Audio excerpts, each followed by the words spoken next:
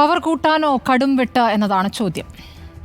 ചർച്ചയിൽ കോൺഗ്രസ് പ്രതിനിധി ജ്യോതികുമാർ ചാമക്കാല, CPM-ൽ നിന്നും advocate KS Arunkumar, advocate Harish Vasudevan, അഭിഭാഷകൻ, പ്രകാശ് ബാരിയ സിനിമാ പ്രവർത്തകൻ എന്നിവരാണ്.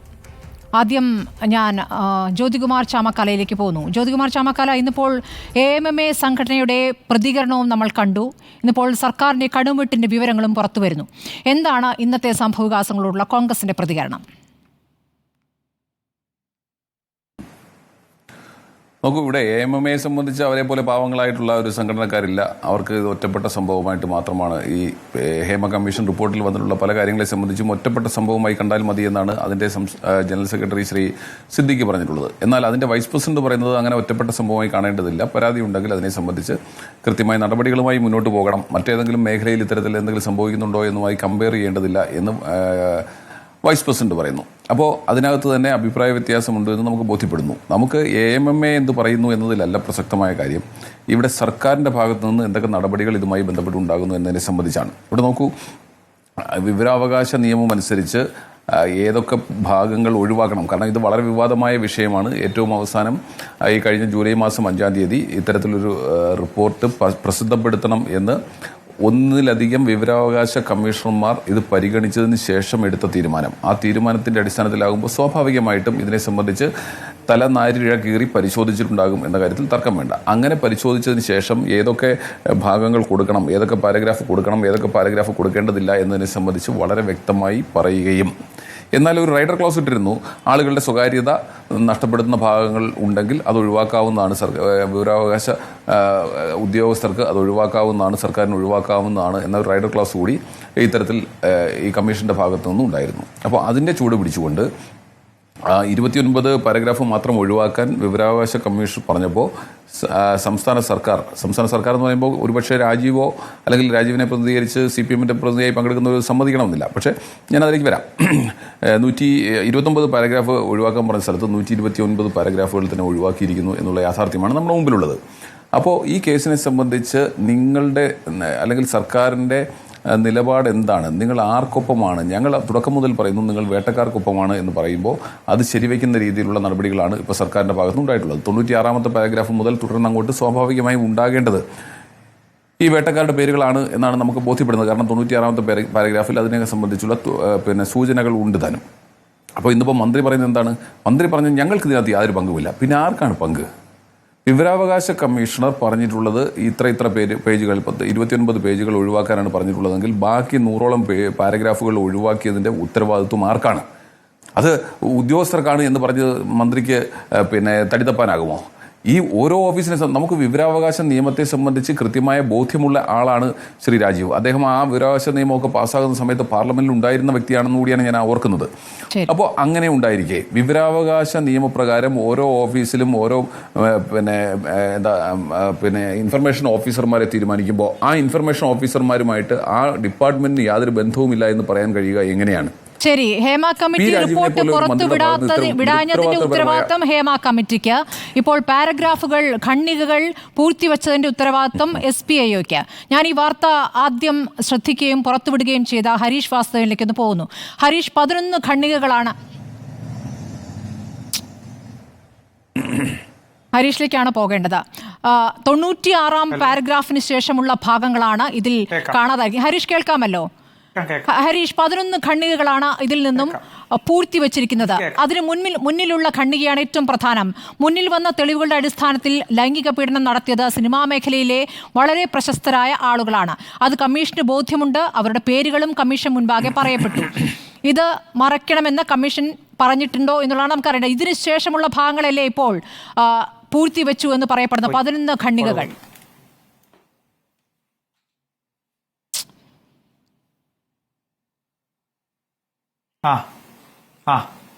പറഞ്ഞോളൂ ഹരീഷ്. ഹലോ ഹരീഷ്, പറഞ്ഞോളൂ. ഞാൻ സാങ്കേതികമായ എന്തോ പ്രശ്നം ഉണ്ടായിരുന്നു, ഞാൻ ചോദ്യം കേട്ടില്ല. ഞാൻ പറഞ്ഞത് ഹരീഷ് ആണല്ലോ ഈ ഇതിലെ ചില ഭാഗങ്ങൾ പൂഴ്ത്തിവെക്കപ്പെട്ടു എന്ന് ആദ്യം മനസ്സിലാക്കിയത്.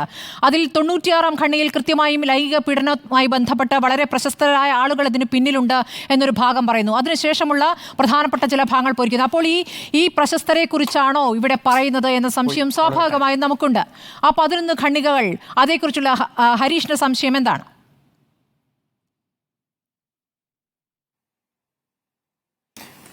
ഞാൻ ചോദ്യം പൂർണ്ണമായി കേട്ടില്ല, എന്തോ സാങ്കേതികമായ തകരാറുണ്ട്. പക്ഷെ അതിന്റെ ക്രക്സ് ഞാൻ മനസ്സിലാക്കി. അതായത് എന്തുകൊണ്ടാണ് ഇങ്ങനെ അട്ടിമറിക്കപ്പെട്ടത് എന്ന് ഞാൻ സംശയിക്കുന്നു എന്നുള്ളതാണ് ചോദ്യം. അതെ, ഇതൊരു സങ്കീർണമായ പ്രോസസ്സ് അല്ല, ഇത് വളരെ ലളിതമായിട്ടുള്ള ഒരു പ്രോസസ്സാണ്. ആദ്യം ഒരു അപേക്ഷ കൊടുക്കുന്നു, അത് പബ്ലിക് ഇൻഫർമേഷൻ ഓഫീസർ തള്ളുന്നു. തള്ളിയതിനെതിരെ അപ്പീലും രണ്ടാം അപ്പീലുമായി കമ്മീഷനിൽ വരുന്നു. കമ്മീഷൻ ഈ കാര്യത്തിൽ വിശദമായ പരിശോധന നടത്തുന്നു. ആ കമ്മീഷന്റെ പരിശോധനയ്ക്കകത്ത് സർക്കാരിന് വേണ്ടി പബ്ലിക് ഇൻഫർമേഷൻ ഓഫീസർ നടത്തുന്ന വാദം ഇത് പ്രൈവസിയുടെ ലംഘനമാവുന്നതുകൊണ്ട് കൊടുക്കാൻ പറ്റില്ല എന്നുള്ളതാണ്. എന്നാൽ ഇത് പ്രൈവസി അല്ല, ഇതിനകത്തൊരു പൊതു താല്പര്യം നിലനിൽക്കുന്നുണ്ട് എന്നാണ് മാധ്യമപ്രവർത്തകർ ഉൾപ്പെടെയുള്ള ആളുകൾ വാദിച്ചത്. കമ്മീഷൻ ഇതിലൊരു മിത സമീപനം സ്വീകരിച്ചിട്ട് പറയുന്നു, പ്രൈവസിയാണ് പ്രശ്നമെങ്കിൽ പ്രൈവസി കൊടുക്കേണ്ടതില്ല, ബാക്കിയുള്ളത് കൊടുക്കാം. ഇന്ന സംഗതികൾ നിങ്ങൾ കൊടുക്കേണ്ട, അപ്പൻഡിക്സ് കൊടുക്കാനേ പാടില്ല, ബാക്കിയുള്ളത് കൃത്യമായിട്ട് അതിന്റെ പാരഗ്രാഫിന്റെ എണ്ണം പറഞ്ഞ് അതിന്റെ നമ്പർ പറഞ്ഞിട്ട് പറയുന്നു. ബാക്കിയുള്ളതിനെ സംബന്ധിച്ച് പ്രൈവസിയുമായി ബന്ധപ്പെട്ട എന്തെങ്കിലും ഉണ്ടെങ്കിൽ ആ കാര്യം പരിശോധിച്ച് പബ്ലിക് ഇൻഫർമേഷൻ ഓഫീസർ ഒരു തീരുമാനമെടുത്ത് ആ കാര്യം അപേക്ഷകരെ അറിയിക്കാം. അങ്ങനെയാണ് 18/7/2024 ഈ വർഷം ജൂലൈ 18-ാം തീയതി ഇതെല്ലാം പരിശോധിച്ച്, വളരെ വിശദമായി പരിശോധിച്ച് ഇതിലെ പാരഗ്രാഫ് വൈസ് ഒരു ലിസ്റ്റ് ഉണ്ടാക്കി അതിൽ 97 മുതൽ 108 വരെയുള്ള പാരഗ്രാഫുകൾ കൊടുക്കാവുന്നതാണ് എന്ന ഫാക്ച്വൽ ആയിട്ടുള്ള കണ്ടെത്തലിൽ ഒരു ഉത്തരവ് ഈ കാര്യത്തിൽ PIO പാസ്സാക്കുന്നത്, ആ കാര്യം ബന്ധപ്പെട്ട ആളുകളെ അറിയിക്കുന്നത്. അതിനുശേഷം നിയമത്തിൽ ഒരു മാറ്റവും ഉണ്ടായിട്ടില്ല. അതിനെതിരെ ചോദ്യം ചെയ്താണ് ഹൈക്കോടതിയിൽ കേസ് വരുന്നത്. ഒരു മാസത്തിനിടയിൽ ഹൈക്കോടതിയിൽ പലവട്ടം ഈ കേസ് വന്നു.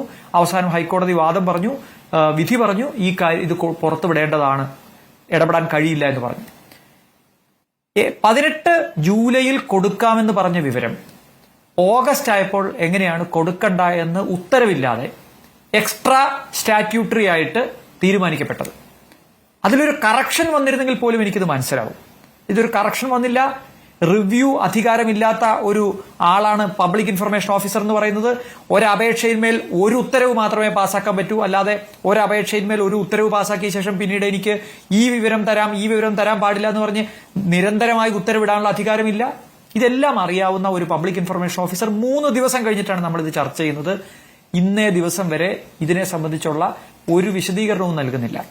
എന്നെ സംബന്ധിച്ചിടത്തോളം ആ പബ്ലിക് ഇൻഫർമേഷൻ ഓഫീസർ മറച്ചുവെച്ച വിവരങ്ങൾ വീണ്ടും കമ്മീഷൻ പരിശോധിക്കേണ്ടതായിട്ട് വരും. കാരണം അതിൽ യഥാർത്ഥത്തിൽ മറച്ചുവെക്കപ്പെട്ട പാരഗ്രാഫുകളിൽ ശരിക്കും പ്രൈവസി തന്നെയാണോ ഇൻക്ലൂഡഡ് ആയിട്ടുള്ളത്?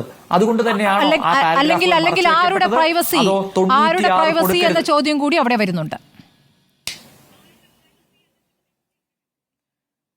തീർച്ചയായിട്ടും ഉണ്ട്. പക്ഷേ ഈ ഘട്ടത്തിൽ ഇതിനകത്തുള്ള എല്ലാവരുടെയും പ്രൈവസി പ്രശ്നമാണ്. കാരണം ഇതിനകത്ത് ഏതെങ്കിലും ഒരാൾക്ക്, അതുകൊണ്ടാണ് കമ്മീഷൻ ഞങ്ങൾ നെയിമിങ്ങോ ഷെയിമിങ്ങോ നടത്തുന്നില്ല എന്ന് പറഞ്ഞത്. എനിക്ക് കമ്മീഷന്റെ റിപ്പോർട്ട് വായിച്ചതിൽ നിന്ന് ഒരു കാര്യം വ്യക്തമാണ്, ഇതിൽ മൊഴി കൊടുത്ത ആളുകളുടെ പേര് പറഞ്ഞിട്ടില്ല എന്നതുപോലെ തന്നെ ഇതിലെ പ്രതികളാവാൻ സാധ്യതയുള്ള ആളുകളുടെ പേരും കമ്മീഷൻ പറഞ്ഞിട്ടില്ല. അതുകൊണ്ട് പേരുകളെ പറ്റി നമ്മൾ വറി ചെയ്യേണ്ട കാര്യമേ ഇല്ല. അത്തരം നെയിമിംഗ് ആൻഡ് ഷെയിമിംഗ് അതിനകത്തില്ല. പക്ഷേ ഇതിനകത്ത് കുറച്ചുകൂടി കാര്യങ്ങൾ വിശദമാക്കുന്ന തരത്തിൽ ആളുകളെ മനസ്സിലാവാതെ തന്നെ എന്താണ് ഇതിനകത്ത് കമ്മീഷന്റെ കൺവിക്ഷൻ എന്ന് മനസ്സിലാവുന്ന തരത്തിലുള്ള പാരഗ്രാഫുകൾ, അതാണ് ഞാൻ 96ന്റെ സ്പെസിഫിസിറ്റി അതാണ്. 96 കൊടുക്കരുതെന്ന് പറയുമ്പോഴും 96ാം പാരഗ്രാഫ് പുറത്തു വരുന്ന ഒരു സംഗതി ഞങ്ങൾക്ക് ഉറപ്പുണ്ട്, ഞങ്ങൾക്ക് ബോധ്യമുണ്ട്, ഞങ്ങളുടെ മുമ്പിൽ വന്ന തെളിവുകളുടെ അടിസ്ഥാനത്തിൽ ഇവർ പറയുന്നത് ശരിയാണ് എന്ന് ഞങ്ങൾക്ക് ബോധ്യമുണ്ട്. ആരാണ് പറയുന്നത്? ജീവിതത്തിലുടനീളം ക്രിമിനൽ കേസുകൾ നടത്തി തന്റെ അഭിഭാഷക കഴിവ് തെളിയിച്ച, ജഡ്ജിയായിരുന്ന ഒരുപാട് കേസുകൾ തെളിയിച്ച, കേരളത്തിലെ ക്രിമിനൽ മേഖലയിൽ എന്താണ് നടക്കുന്നതെന്ന് അറിയാവുന്ന ഒരു ജഡ്ജി കൂടി അടങ്ങിയ ഒരു സമിതിയാണ് പറയുന്നത് ഞങ്ങൾക്ക് ഞെട്ടലുണ്ടായി എന്ന്. നമ്മൾ ആരെങ്കിലും ഞെട്ടുന്ന പോലെ അല്ല. അതുകൊണ്ട് ആ ഞെട്ടലിന്റെ പ്രസക്തി 96ാമത്തെ പാരഗ്രാഫിലുണ്ട്. അതിന്റെ തുടർച്ചയിൽ എന്താണ് പറഞ്ഞത്, അതെന്തുകൊണ്ടാണ് കൊടുക്കാമെന്ന് ജൂലൈ 18 പറഞ്ഞത്, പിന്നീട് എന്തുകൊണ്ട് കൊടുത്തില്ല, ഇത് അട്ടിമറിയല്ലാതെ മറ്റെന്താണ്? എന്താണ് മറുപടി അഡ്വക്കേറ്റ് അരുൺകുമാർ? ഇവിടെ സംസ്ഥാന വിവരാവകാശ കമ്മീഷണർ പാസാക്കിയ ഉത്തരവിൽ ഇന്ന പാരഗ്രാഫുകൾ മാറ്റിവെച്ച് ഈ റിപ്പോർട്ട് പുറത്തുവിടണമെന്ന് പറയുമ്പോൾ തന്നെ പൂർണ്ണമായി വ്യക്തിപരമായി അത് സ്കൂട്ടിനി ചെയ്യാനുള്ള ഒരു അധികാരം സാംസ്കാരിക വകുപ്പിന്റെ വിവരാവകാശ ഓഫീസർക്ക് കൊടുത്തുകൊണ്ട് തന്നെയാണ് ഇത്തരത്തിലുള്ള ഒരു ഉത്തരവ് പാസാക്കിയത്. വിവരാവകാശ കമ്മീഷന്റെ ഉത്തരവിന്റെ പാരഗ്രാഫ് 27 പേജ് 27 പാര 8 SPIO state public information officer should ensure that the material do not lead to the identification of individual reference in the said report or compromise their privacy. അതിനുശേഷം page 26 paragraph 4 to make operational in the above mentioned orders the state public information officer is directed to personally scrutinize Justice K. Hema Committee report to identify and serve information that is absent from disclosure. ഈ രണ്ടും കൂട്ടി വായിക്കുമ്പോൾ ചില പാരഗ്രാഫുകൾ കമ്മീഷന്റെ ഉത്തരവിൽ പറഞ്ഞിരിക്കുന്നതോടൊപ്പം തന്നെ വിവരാവകാശ officer പേഴ്സണലായി ഈ റിപ്പോർട്ട് സ്ക്രൂട്ടിനി നടത്തി ഏതെങ്കിലും തരത്തിൽ പ്രൈവസി റിവീൽ ചെയ്യപ്പെടുന്ന സാഹചര്യമുണ്ടെങ്കിൽ അത് എക്സംപ്റ്റ് ചെയ്യുവാനും അത് സപ്രസ് ചെയ്യുവാനും കൂടിയുള്ള അധികാരം സാംസ്കാരിക വകുപ്പിന്റെ വിവരാവകാശ ഓഫീസർക്ക് കൊടുത്തുകൊണ്ടാണ് ഈ ഉത്തരവ് പാസാക്കിയത്. ഇതിനോട് ചേർത്ത് ചോദിക്കാനുള്ളത് കൊണ്ടാണ് അതും കൂടി കേട്ടിട്ട് താങ്കൾ മറുപടി പറയണം. വിവരാവകാശ കമ്മീഷന്റെ ഉത്തരവിൽ 5-ാം ഭാഗത്ത് പറയുന്നത് ഏതെങ്കിലും റിപ്പോർട്ടിന്റെ ഭാഗം പുറത്തു വിടുന്നില്ല എങ്കിൽ ആ കാര്യം കൂടി രേഖാമൂലം കൃത്യമായി വിവരാവകാശ അപേക്ഷകരെ അറിയിക്കണം എന്നുള്ളതാണ്. ഞങ്ങളുടെ പ്രതിനിധി റോഷിപാലും അപേക്ഷകനായിരുന്നല്ലോ, അദ്ദേഹത്തിനെ അങ്ങനെ കൃത്യമായി അറിയിച്ചിട്ടില്ല. അതെന്തുകൊണ്ടായിരിക്കാം? അത് പരിശോധിക്കേണ്ടതാണ്. കൃത്യമായിട്ട് അങ്ങനെ ഉത്തരവിൽ പറഞ്ഞിട്ടുണ്ടെങ്കിൽ അത് പരിശോധിക്കേണ്ടതാണ്. ഇവിടെ പ്രധാനപ്പെട്ട ക്വസ്റ്റ്യൻ എന്താണ്? ഈ റിപ്പോർട്ട് പുറത്തു വരണ്ട എന്നോ ആരെയെങ്കിലും സംശയിക്കേണ്ടതില്ല എന്നോ തുടർ നടപടി സ്വീകരിക്കേണ്ടതില്ല എന്നോ കുറ്റം ചെയ്തവരെ ശിക്ഷിക്കേണ്ടതില്ല എന്നോ ഒരാളും ആഗ്രഹിക്കുന്നില്ല. സിനിമാ മേഖലയിലെ പ്രശ്നങ്ങൾ ശാശ്വതമായി പരിഹരിക്കാൻ വേണ്ടിയിട്ടുള്ള 2 വർഷം നീണ്ടുനിന്ന പരിശോധനയും തുടക്കം മുതൽ ഇതിൽ കാണിച്ച അലംഭാവം അല്ലെങ്കിൽ മനഃപൂർവ്വം കാര്യങ്ങൾ വൈകിക്കാനുള്ള നീക്കം, മന്ത്രിയുടെ അടക്കമുള്ള പ്രതികരണങ്ങൾ, അതാണല്ലോ നമ്മുടെ മുന്നിൽ ഇപ്പോഴുള്ളത്. മന്ത്രി സജി ചെറിയാൻ പലപ്പോഴായി നടത്തിയ പ്രതികരണങ്ങൾ, ഈ റിപ്പോർട്ട് പുറത്തുവിടണമെന്ന് ആദ്യം സാംസ്കാരിക വകുപ്പിനെ സമീപിക്കുന്നു, അതിനുശേഷം വിവരാവകാശ കമ്മീഷനെ സമീപിക്കുന്നു, അതിനുശേഷം ഹൈക്കോടതിയുടെ ഉത്തരവ് വരുന്നു, ജനം ഇത് ചർച്ച ചെയ്യണം, പൊതുസമൂഹം ചർച്ച ചെയ്യണമെന്നുള്ള ഉത്തരവ് വരുന്നു, അതിനുശേഷം വരുന്ന ഹർജികളിലും എന്തെങ്കിലും തീരുമാനമാകട്ടെ എന്നുള്ള മന്ത്രിയുടെ കാത്തുനിൽപ്പ്, അതിനുശേഷമേ പുറത്തുവിടൂ എന്നുള്ള വിവരമറിയിക്കൽ, അങ്ങനെ 19-ാം തീയതി 2:30 വരെ കാണിച്ച ആ ഒരു ജാഗ്രതയുണ്ടല്ലോ, ആ ജാഗ്രത ഇരകൾക്ക് വേണ്ടിയുള്ള ജാഗ്രതയായിട്ടല്ല പൊതുസമൂഹം മനസ്സിലാക്കുന്നത്, ഞങ്ങൾ മനസ്സിലാക്കുന്നത്. അപ്പോൾ അതിനുശേഷമാണിപ്പോൾ ഈ ഖണ്ഡികകൾ പൂർത്തി എന്ന വിവരവും വരുന്നത്. അപ്പോൾ SPIO ആണ് എല്ലാത്തിനെയും ഉത്തരവാദി എന്നാണോ പറയുന്നത്? അങ്ങനെയെങ്കിൽ ആ SPIOക്കെതിരെ നടപടിയെടുക്കാൻ വിവരാവകാശ കമ്മീഷന് അധികാരമുണ്ട്. അപ്പോൾ ആ നടപടികളിലേക്ക് പോകട്ടെ എന്നാണോ സർക്കാർ ആലോചിക്കുന്നത്? അല്ല, നിങ്ങൾക്ക് തോന്നിയതും പൊതുജനങ്ങൾക്ക് തോന്നി എന്ന് നിങ്ങൾ ക്ലെയിം ചെയ്യുന്നതും ഒന്നും യാഥാർത്ഥ്യവുമായി പുലബന്ധമുള്ളതല്ല.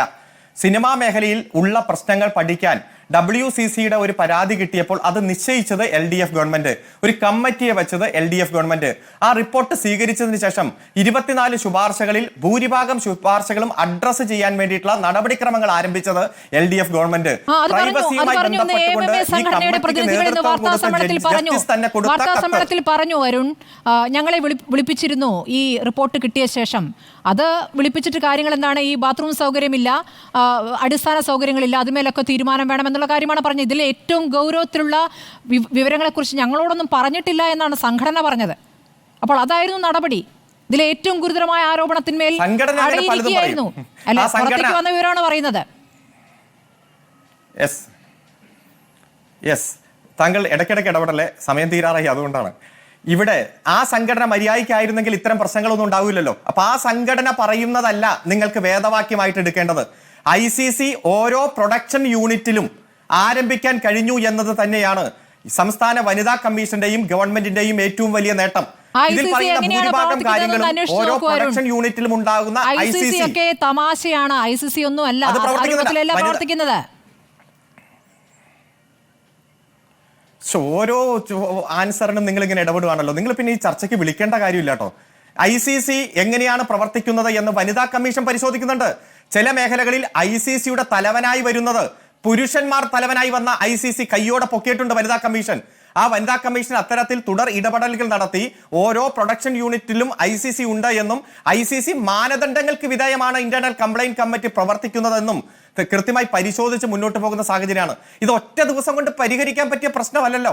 അതുപോലെ തന്നെ ഒരു സിനിമാ നയം രൂപീകരിക്കാനുള്ള പ്രവർത്തനം, ഒരു നിയമനിർമ്മാണം നടത്താനുള്ള പ്രവർത്തനം, സാങ്കേതിക പ്രവർത്തകരായ വനിതകളും നടിമാർ അടക്കമുള്ള വനിതകൾ ഈ രംഗത്തുള്ളവർക്ക് എല്ലാ തരത്തിലുള്ള പഠന സൗകര്യം, പ്രോത്സാഹനം, പ്രത്യേക അവാർഡ്, അത്തരം കാര്യങ്ങളിലൊക്കെ എല്ലാം ഗവൺമെന്റ് അഡ്രസ് ചെയ്തു. ഗവൺമെന്റിന് ചില കാര്യങ്ങളിൽ പരിമിതിയുണ്ട്. അത് ഇന്നലെ ഹൈക്കോടതിയിലെ ഡിവിഷൻ ബെഞ്ച് കണ്ടെത്തി. 6ാമത്തെ പാരഗ്രാഫിൽ പൂർത്തിവെക്കപ്പെട്ട ഭാഗങ്ങൾ അതിന്റെ ഉത്തരവാദിത്വം ആർക്കാണ് എന്നാണ് താങ്കൾ കൃത്യമായി പറയുന്നത്. ഇതിൽ സർക്കാരിന് യാതൊരു റോളുമില്ല. സാംസ്കാരിക വകുപ്പ് ഇടയ്ക്കിടയ്ക്ക് പറയുന്നുണ്ട് ഞങ്ങൾക്ക് റോളേ ഇല്ല, ഉദ്യോഗസ്ഥയെ ഏൽപ്പിച്ച ശേഷം ഞങ്ങൾക്ക് റോളേ ഇല്ല എന്ന്. റോളേ ഇല്ലാത്തവരെ കാണാൻ എന്തിനാണ് ഈ WCC വരേണ്ടത്? റോളേ ഇല്ലാത്തവരെ കാണാൻ എന്തിനാണ് സംഘടനയുടെ ഭാരവാഹികൾ വരേണ്ടത്? എന്താണ് അപ്പോൾ സാംസ്കാരിക വകുപ്പിന്റെ ചുമതല ഇക്കാര്യത്തിൽ? ഒറ്റ കാര്യം ഞാൻ പറയാം. ഈ റിപ്പോർട്ടുമായി ബന്ധപ്പെട്ടുകൊണ്ട് എന്തൊക്കെ പുറത്തുവിടണം, എന്തൊക്കെ പുറത്തുവിടേണ്ട എന്ന് തീരുമാനിച്ചിരിക്കുന്നത് ഒരു ഇന്ത്യൻ പാർലമെന്റ് പാസാക്കിയ നിയമപ്രകാരം സ്റ്റാറ്റ്യൂട്ടറിയായി പ്രവർത്തിക്കുന്ന വിവരാവകാശ കമ്മീഷനും വിവരാവകാശ ഓഫീസറും ചേർന്നിട്ടാണ്. വിവരാവകാശ കമ്മീഷണർ ചില നിർദ്ദേശങ്ങൾ കൊടുത്തു. ആ ഓർഡർ വിവരാവകാശ ഓഫീസർ കംപ്ലൈ ചെയ്തു. Government has no role at all. കൃത്യമായി ഇന്ന് നിയമമന്ത്രി അത് പ്രസ്താവിച്ചിട്ടുണ്ട്. വിവരാവകാശ കമ്മീഷൻ ഉത്തരവിട്ട് നടപ്പായിട്ടില്ല എന്നുള്ളതാണ് നമ്മൾ ചർച്ച ചെയ്യുന്നത്. എന്താണ് സർക്കാർ പരിശോധിക്കാത്തത്? സർക്കാർ എന്താണ്, സർക്കാരിന്റെ റോൾ എന്താണ്? ഈ റിപ്പോർട്ട് വായിക്കാത്ത മന്ത്രി, ചോദിക്കുമ്പോൾ എനിക്ക് റോളില്ല എന്ന് പറയുന്ന മന്ത്രി, പിന്നെ ആരുമായിട്ടാണ് ഈ കോൺക്ലേവ്? ഇതൊന്നും റിപ്പോർട്ട് വായിക്കാത്ത മന്ത്രി എതിരാണ് കോൺക്ലേവ് നടത്തുന്നത്. എന്ത് പരിഹരിക്കാനാണ് കോൺക്ലേവ് നടത്തുന്നത്? അല്ല, നിങ്ങൾക്ക് വാർത്ത വേണം, ബ്രേക്കിംഗ് ന്യൂസ് വേണം. ചിലതെല്ലാം നഷ്ടപ്പെട്ടു എന്ന് ആരാണ് ഇപ്പൊ ആദ്യം പുറത്തു കൊണ്ടുവന്നതെന്ന് ഈ ചർച്ച തുടങ്ങിയപ്പോൾ താങ്കൾ പറഞ്ഞു. ആരെങ്കിലും പുറത്തു കൊണ്ടുവരട്ടെ. ഇവിടെ കൃത്യമായി വിവരാവകാശ കമ്മീഷന്റെ ഉത്തരവ് വിവരാവകാശ ഓഫീസർ പാലിച്ച് പുറത്തിറക്കിയിട്ടുണ്ട്. ആർക്കെങ്കിലും ഒബ്ജക്ഷൻ ഉണ്ടോ? ബഹുമാനപ്പെട്ട ഹൈക്കോടതിയെ സമീപിക്കുകയോ മറ്റേതെങ്കിലും കോടതിയിൽ പോവുക. സർക്കാരിന് സിനിമയുടെ സ്ത്രീകളുടെ അന്തസ്സ് കാത്തു സൂക്ഷിക്കാൻ ഒരു ഉത്തരവാദിത്വമില്ല. അഡ്വക്കേറ്റ് അരുൺകുമാർ പറഞ്ഞതിൽ നിന്ന് ഞാൻ മനസ്സിലാക്കുന്നതാണ്. സർക്കാരിന്റെ ഉത്തരവാദിത്വം അതികൃത്യമായി. ഒറ്റ മിനിറ്റ്. ഹൈക്കോടതിയുടെ ഡിവിഷൻ ബെഞ്ച് ഇന്നലെ പാരഗ്രാഫ് 6 ഇൻട്രീം ഓർഡറിൽ പറഞ്ഞിട്ടുണ്ട്. സർക്കാരിനെ സംബന്ധിച്ചിടത്തോളം ചില പരിമിതികൾ ഉണ്ടെന്ന് കോടതി മനസ്സിലാക്കുന്നു.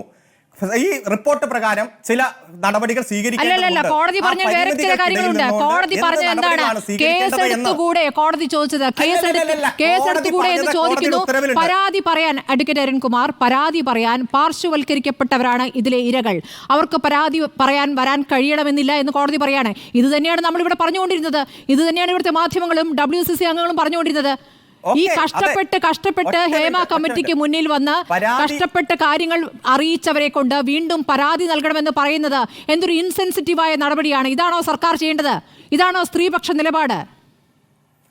ഒറ്റ മിനിറ്റ്. ഈ ചർച്ച നയിക്കുന്ന താങ്കളോ ഈ ചർച്ചയിൽ പങ്കെടുക്കുന്ന ആരെങ്കിലും ഏതെങ്കിലും ഒരു കേസ് ഇന്ത്യയിൽ സംഭവം നടന്ന ദിവസം, തീയതി, സമയം, പ്രതി, വാദി, അതുപോലെ ഒരു ഇൻസിഡന്റ് ഇത്രയും ഇല്ലാതെ രജിസ്റ്റർ ചെയ്ത ഏതെങ്കിലും ഒരു FIR-ന്റെ നമ്പറോ FIR-ഓ പ്രൊഡ്യൂസ് ചെയ്താൽ നമുക്ക് അതിൽ നിന്ന് കൃത്യമായി പരിശോധിക്കാം. ഞങ്ങളെ സംബന്ധിച്ചിടത്തോളം ചെയ്യാനോ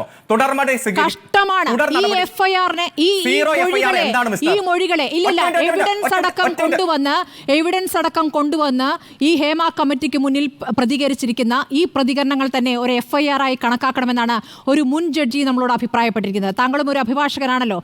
അഡ്വക്കേറ്റ് ഹരീഷ് വാസുദേവൻ, FIR ഇടണം, പരാതി കൊടുക്കണം, അതല്ലാതെ കേസ് എടുക്കാൻ പറ്റില്ല എന്നുള്ള വാദമാണ് ഇപ്പോഴും CPM പറഞ്ഞുകൊണ്ടിരിക്കുന്നത്. അല്ലല്ല, താങ്കൾക്ക് ഇനി മറുപടി പറഞ്ഞ ശേഷം FIR എന്ന് താങ്കൾ പറഞ്ഞല്ലോ. എന്താണ് സീറോ FIR?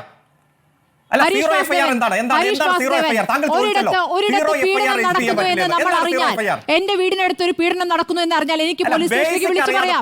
ഞാൻ പോയി തെളിവുകൾ നൽകേണ്ടതില്ല. ആ വീട്ടിലേക്ക് പോലീസ് എത്തുമോ ഇല്ലയോ?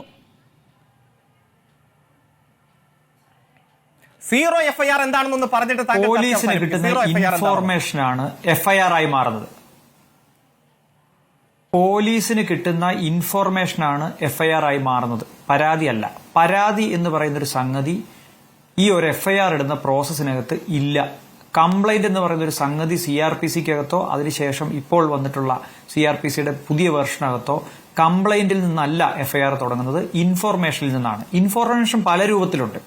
അതൊരു പക്ഷേ ഒരു ഊമക്കത്താവാം, അതൊരു പക്ഷേ ഒരു SMS ആവാം, ഒരു നിലവിളി ശബ്ദത്തിൽ നിന്ന് ഫോണിലൂടെ എടുക്കുന്ന ഒരു കോൾ ആവാം, 100-ൽ കിട്ടുന്ന ഒരു മെസ്സേജ് ആവാം, അല്ലെങ്കിൽ ഒരു പോലീസ് ഉദ്യോഗസ്ഥൻ നടന്നു പോകുന്ന വഴിക്ക് സംശയാസ്പദമായ സാഹചര്യത്തിൽ 2 പേരെ കാണുമ്പോൾ അവിടുന്ന് കിട്ടുന്ന പോലീസ് ഉദ്യോഗസ്ഥന് കിട്ടുന്ന ഒരു വിവരമാകാം, അദ്ദേഹത്തിന് കാണുമ്പോൾ തോന്നുന്നൊരു സംഗതിയാവാം, ഒരു കടല പൊതിഞ്ഞു കൊടുത്ത കടലാസിൽ എന്നെ രക്ഷപ്പെടുത്തണം, ഞാനിവിടെ പെട്ടിരിക്കുകയാണ് എന്ന് പറയുന്ന ഒരു കൈപ്പടയാവാം.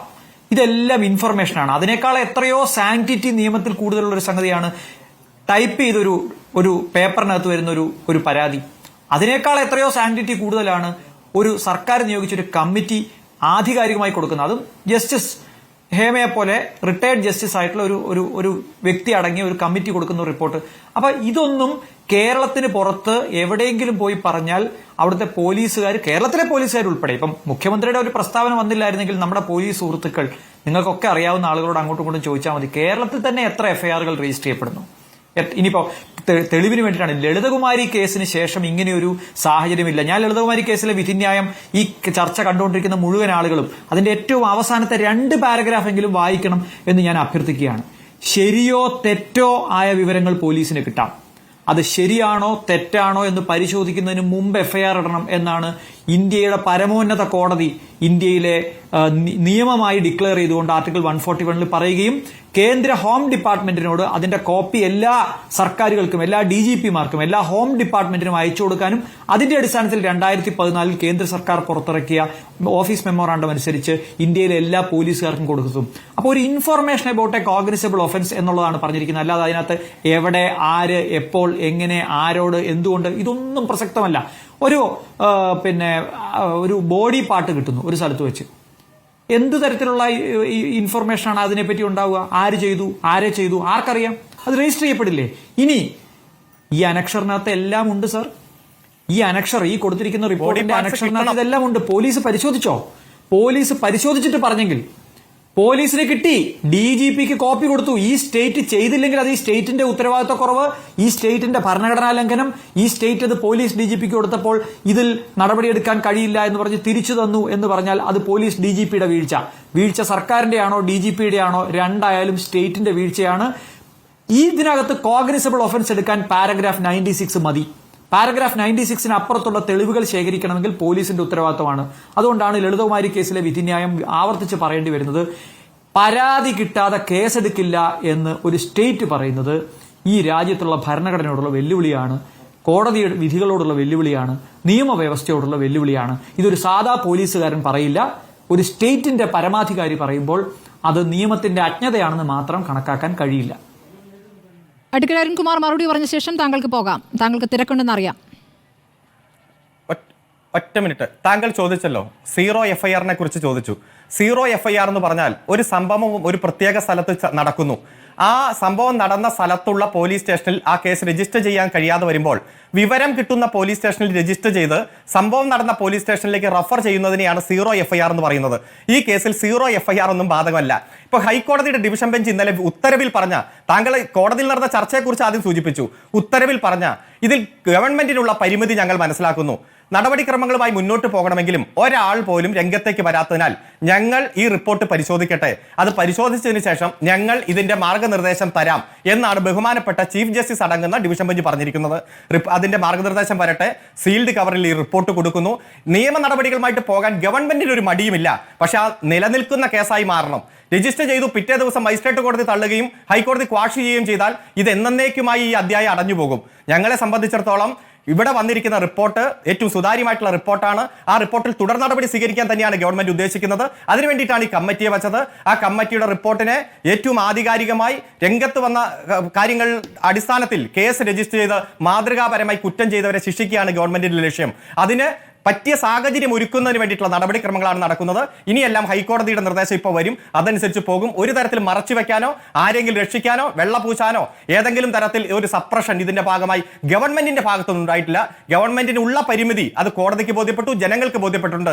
നിങ്ങൾക്കും വരും ദിവസങ്ങളിൽ അത് ബോധ്യപ്പെടും എന്നതാണ് മനസ്സിലാക്കുന്നത്. ഒരാളെയും രക്ഷിക്കുന്ന നിലപാട് ബോധ്യപ്പെട്ട് വരുന്നുണ്ട്. ഓരോ കാര്യങ്ങളായി തെളിഞ്ഞു വരുന്നുണ്ട്. നമുക്ക് നോക്കാം വരും ദിവസങ്ങളിൽ എന്താണെന്ന്. വളരെ നന്ദി അഡ്വക്കേറ്റ് അരുൺകുമാർ പ്രതികരിച്ചതിന്. ഞാൻ പ്രകാശ് ബാരയിലേക്ക് പോകുന്നു.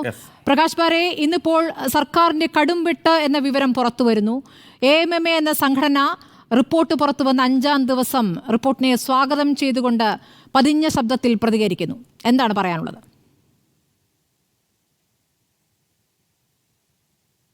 ഈ പൊളിറ്റിസൈസേഷൻ കൊണ്ട് അതൊരു വലിയൊരു ഡിസ്ട്രാക്ഷനായിട്ട് മാറുകയാണ്. ഇത്രയും വലിയൊരു പ്രശ്നം നടക്കുമ്പോൾ ഓപ്പോസിഷനിൽ തീർച്ചയായിട്ടും പി.ടി. തോമസ് വളരെ സ്തുത്യർഹമായിട്ടുള്ള ഒരു കാര്യമാണ് ആദ്യ കാലത്ത് ചെയ്തിരിക്കുന്നത്. അതേപോലെ തന്നെ ഗവൺമെന്റും വളരെ പോസിറ്റീവായിട്ട് ഇതിനെ അപ്രോച്ച് ചെയ്തിട്ടുണ്ട്. പക്ഷേ ഈ ഒരു പ്രധാനപ്പെട്ട മൈൽ സ്റ്റോണിൽ നമ്മൾ എത്തി നിൽക്കുമ്പോൾ എന്ന് പറഞ്ഞു കഴിഞ്ഞാൽ കേരളത്തിലെ ജനങ്ങൾക്ക് മുഴുവൻ കാര്യങ്ങൾ ഏകദേശം എങ്ങനെയാണെന്ന് പിടികിട്ടുന്ന തരത്തിലുള്ള അത് ജസ്റ്റിസ് ഹേമ ചെയ്തിരിക്കുന്ന വളരെ സ്തുത്യർഹമായിട്ടുള്ള ഒരു സേവനമാണ്. അങ്ങനെ എത്തി നിൽക്കുന്ന ഈ ഘട്ടത്തിൽ എല്ലാവരും പുറകോട്ട് പോവുകയാണോ, അങ്ങോട്ടും ഇങ്ങോട്ടും വിരൽ ചൂണ്ടിയിട്ട് മൊത്തത്തിൽ പുറകോട്ട് പോവുകയാണോ എന്നുള്ളൊരു സംശയമാണ് നമുക്ക് വരുന്നത്. കോൺഗ്രസ് ഓപ്പോസിഷൻ പാർട്ടികൾ അവർക്ക് ചെയ്യേണ്ടുന്ന കടമയുണ്ട്. കാരണം ഇത്രയും വലിയൊരു പ്രശ്നം നടക്കുമ്പോൾ അത് സോൾവ് ചെയ്യാൻ വേണ്ടിയിട്ട് ഗവൺമെന്റിൽ കുറ്റങ്ങൾ കാണുക എന്ന് മാത്രമല്ല, അത് സോൾവ് ചെയ്യാൻ വേണ്ടിയിട്ട്. കാരണം AMMയുടെ കാര്യമൊന്നും സംസാരിക്കേണ്ട, നമുക്ക് ഗവൺമെന്റിനെ പറ്റി സംസാരിക്കാമെന്ന് അവർ പറയും. അതേപോലെ തന്നെ ഗവൺമെന്റിന്റെ കാര്യത്തിൽ ഇത്രയും കാര്യങ്ങൾ ചെയ്ത് ഇപ്പം ആക്രമിക്കപ്പെട്ട നടിയുടെ അതിലെ അന്വേഷണം, അത് കഴിഞ്ഞിട്ടുള്ള ഈ കമ്മിറ്റി റിപ്പോർട്ടൊക്കെ കഴിഞ്ഞിട്ട് അവർ തിരിഞ്ഞു നോക്കിയിട്ട് അവരൊരു സെൽഫ് ക്രിറ്റിസിസം ചെയ്യേണ്ട ഒരു കാര്യമാണ്. ഇത് നേരത്തെ പറഞ്ഞ പോലെ ഒരു പിന്നെ കൾച്ചറൽ മിനിസ്റ്റർ പറയുകയാണ്, ഞാനിത് വായിച്ചു നോക്കിയിട്ടുള്ളതാണ്, അതെന്താണ്ട് വലിയ യോഗ്യതയാണോ, എന്താണ് വെപ്രാളം, ആർക്കാണ് ധൃതി, ഇത് ഞാൻ വായിച്ചിട്ടുള്ളത്, ഇത് എന്നെ ബാധിക്കുന്ന പ്രശ്നമേ അല്ല എന്നുള്ള രീതിയിൽ ഇന്ന് അത് എഡിറ്റ് ചെയ്യപ്പെട്ടിരിക്കുന്നു. ഇതിന് മുന്നോട്ട് പോകാനുള്ള ഒരു നടപടിയെ പറ്റിയിട്ട് കൃത്യമായിട്ടുള്ള ഒരു ഐഡിയ ഇല്ല. ഇത് ആരെങ്കിലും കംപ്ലൈൻറ്റ് ചെയ്താൽ മാത്രമേ ഇനി മുന്നോട്ട് പോവുള്ളൂ എന്നൊക്കെ പറയുന്നത് വളരെ നിരാശാജനകമായിട്ടുള്ള ഒരു കാര്യമാണ്. ഗവൺമെന്റിനെ തീർച്ചയായിട്ടും രാഷ്ട്രീയം നോക്കാതെ ഈ ഇഷ്യൂ ഇടപെടുന്ന ആൾക്കാർ ഗവൺമെന്റിനെ ക്രിട്ടിസൈസ് ചെയ്യും. കാരണം ഗവൺമെന്റാണ് ഇപ്പോൾ ഈ കാര്യങ്ങൾ ചെയ്യേണ്ടിയിരിക്കുന്നത്. ഹേമയുടെ ഇന്നത്തെ ആ റെസ്പോൺസ് നമുക്കൊന്ന് നോക്കാം. അതിജീവിതയുടെ കേസിൽ കൃത്യമായിട്ട് കുറ്റാരോപിതൻ ആ ഒരു പർട്ടിക്കുലർ ഘട്ടത്തിൽ AMMA പറഞ്ഞു, ഞങ്ങൾ ഒരുവനാണ് ഇദ്ദേഹം, അദ്ദേഹത്തിന് ഞങ്ങൾ വിട്ടുകൊടുക്കില്ല, അദ്ദേഹത്തിനെ നമ്മൾ ചേർത്ത് പിടിക്കും എന്ന് പറഞ്ഞിട്ട് പൊതുസമൂഹത്തിനെ ചാലഞ്ച് ചെയ്ത AMMA ആണ്. ആ AMMA കുറച്ച് ദിവസങ്ങൾക്ക് മുമ്പ് ഹേമ കമ്മീഷൻ റിപ്പോർട്ട് വരുന്നതിനെ പറ്റി പറഞ്ഞു, ഞങ്ങളെ ബാധിക്കുന്ന പ്രശ്നമേ അതല്ല, ഞങ്ങൾ അതിനെ പറ്റിയിട്ട് ഞങ്ങൾക്കത് വന്നാലും കൊള്ളാം വന്നില്ലെങ്കിലും കൊള്ളാം, നമുക്ക് ഒരു പ്രശ്നമില്ല എന്ന് പറഞ്ഞ AMMA ഇന്ന് പറയുകയാണ്, ഞങ്ങളതിനെ സ്വാഗതം ചെയ്യുന്നു. കാരണം 4 ദിവസം അവർ മിണ്ടിയില്ല. എങ്ങനെ ജനങ്ങൾ പ്രതികരിക്കും, ജനങ്ങൾക്ക് ഇത് എത്രമാത്രം ഇഷ്യൂ ആയിട്ട് വരും, മീഡിയ എങ്ങനെ ഇതിനോട് പ്രതികരിക്കും, ഗവൺമെന്റ് ഇതെങ്ങനെ ചെയ്യും, ഇതൊക്കെ നോക്കിക്കഴിഞ്ഞിട്ട് മാത്രമേ ഇവരുടെ അടവ് നയങ്ങൾ തീരുമാനിക്കൂ എന്നുള്ള രീതിയിലാണ് ഈ പറയുന്ന പണ്ട് തിലകം വിളിച്ചിരുന്ന മാഫിയ സംഘം, അല്ലെങ്കിൽ ഈ റിപ്പോർട്ടിൽ പറയുന്ന ഈ 15-അംഗ സംഘം, ഇവരും AMMയും തമ്മിലുള്ള ബന്ധം എന്താണ്, അതിൽ എത്ര പേരാണ് AMMയിലുള്ളത്, എത്ര പേരാണ് AMMയുടെ നേതൃസ്ഥാനത്തുള്ളത്, ഇതൊക്കെ അവർക്ക് കൃത്യമായിട്ട് അറിയുന്ന കാര്യമാണ്. പൊട്ടം കളിച്ചുകൊണ്ടൊന്നും മനുഷ്യർക്ക് ജനറൽ സെക്രട്ടറി പറഞ്ഞത് ഹൈ പവർ കമ്മിറ്റി എന്നൊരു സംവിധാനം ഉണ്ടായിരുന്നു നേരത്തെ, അതാണോ ഇനി പവർ ഗ്രൂപ്പ് എന്ന് തെറ്റിദ്ധരിച്ചെന്നൊരു ഒരു വശത്ത് പറയുന്നു. മറ്റൊന്ന്, ഇങ്ങനെ ഒരു ഗ്രൂപ്പ് ചേർന്ന് ആലോചിച്ച് തീരുമാനങ്ങൾ എടുക്കുക, അങ്ങനെ ഹേമ കമ്മിറ്റിയും ഉദ്ദേശിച്ചിട്ടില്ല. ഹേമ കമ്മിറ്റി ഉദ്ദേശിച്ചത് ഒരു വലിയ സംഘം ഉണ്ടാവും, വലിയ സംഘം നിയന്ത്രിക്കുന്നു, അവർ ഉടനെ ഒരു യോഗം ചേരും, ഇയാളെ എന്നാൽ നമുക്ക് പുറത്താക്കാം, ആലോചിക്കും, അങ്ങനെ ചേരുന്ന ഒരു കമ്മിറ്റി ഉണ്ടെന്നല്ലല്ലോ ഹേമ കമ്മിറ്റി ഉദ്ദേശിച്ചിരിക്കുന്നത്. അപ്പോൾ അതിനെ വേറെ രൂപത്തിൽ അങ്ങ് വ്യാഖ്യാനിച്ച് അതങ്ങനെ ഒരു സംഭവമേ ഇല്ല എന്ന് പറയുക, പീഡനമോ അങ്ങനെയൊന്നും ഒരു കാര്യമില്ല, അങ്ങനെയുണ്ടെങ്കിൽ ഞങ്ങളോട് വന്ന് പറയാമല്ലോ. ശബ്ദവും താഴ്ന്നുകൊണ്ടുള്ള വിനയത്തിലുള്ള ഭാഷ ശ്രദ്ധിച്ചല്ലോ ശ്രീ ബാരെ. കാരണം നടിയെ ആക്രമിച്ച സംഭവത്തിന് ശേഷം ഇവർ നടത്തിയ വാർത്താ സമ്മേളനവും മാധ്യമങ്ങളോട് കൂക്കി വിളിച്ചുകൊണ്ട് അവിടുത്തെ വനിതാ പ്രതിനിധികളടക്കം പ്രതികരിച്ചൊക്കെ നമ്മൾ കണ്ടിട്ടുള്ളതാണ്. അപ്പോൾ ആ ശൗര്യവും ആവേശവും ഒക്കെ മാറി വേറെ രൂപത്തിലേക്കായതുകൂടി ഈ കാലം കൊണ്ടുണ്ടായിരിക്കുന്ന മാറ്റമാണ്. WCC അടക്കം വന്ന് നടത്തിയിരിക്കുന്ന ഇടപെടലുകളിലൂടെ ഉണ്ടായിരിക്കുന്ന ഒരു മാറ്റമാണ് എന്ന് വേണം കരുതാൻ ബാരെ. അതെ, അത് മാറ്റം ഉണ്ടായിട്ടുണ്ട്. പക്ഷെ അത് എത്രമാത്രം ആത്മാർത്ഥമായിട്ടാണ് അത് ചെയ്യുന്നത് എന്നുള്ളത് ആത്മാർത്ഥതയൊന്നുമില്ല, ഭയമുണ്ട്. തീർച്ചയായിട്ടും ഭയമുണ്ട്. പക്ഷെ ഇന്ന് ജഗദീഷ് സംസാരിച്ചത് കുറേയും കൂടി സെൻസിബിൾ ആയിട്ടായിരുന്നു. ഇത് ഈ ഒരു നിഷ്കളങ്കത നടിക്കുക എന്നുള്ളത് ജനത്തിന് ദേ ക്യാൻ സീ ത്രൂ നിങ്ങൾ എന്താ ചെയ്യാൻ ശ്രമിക്കുന്നത്.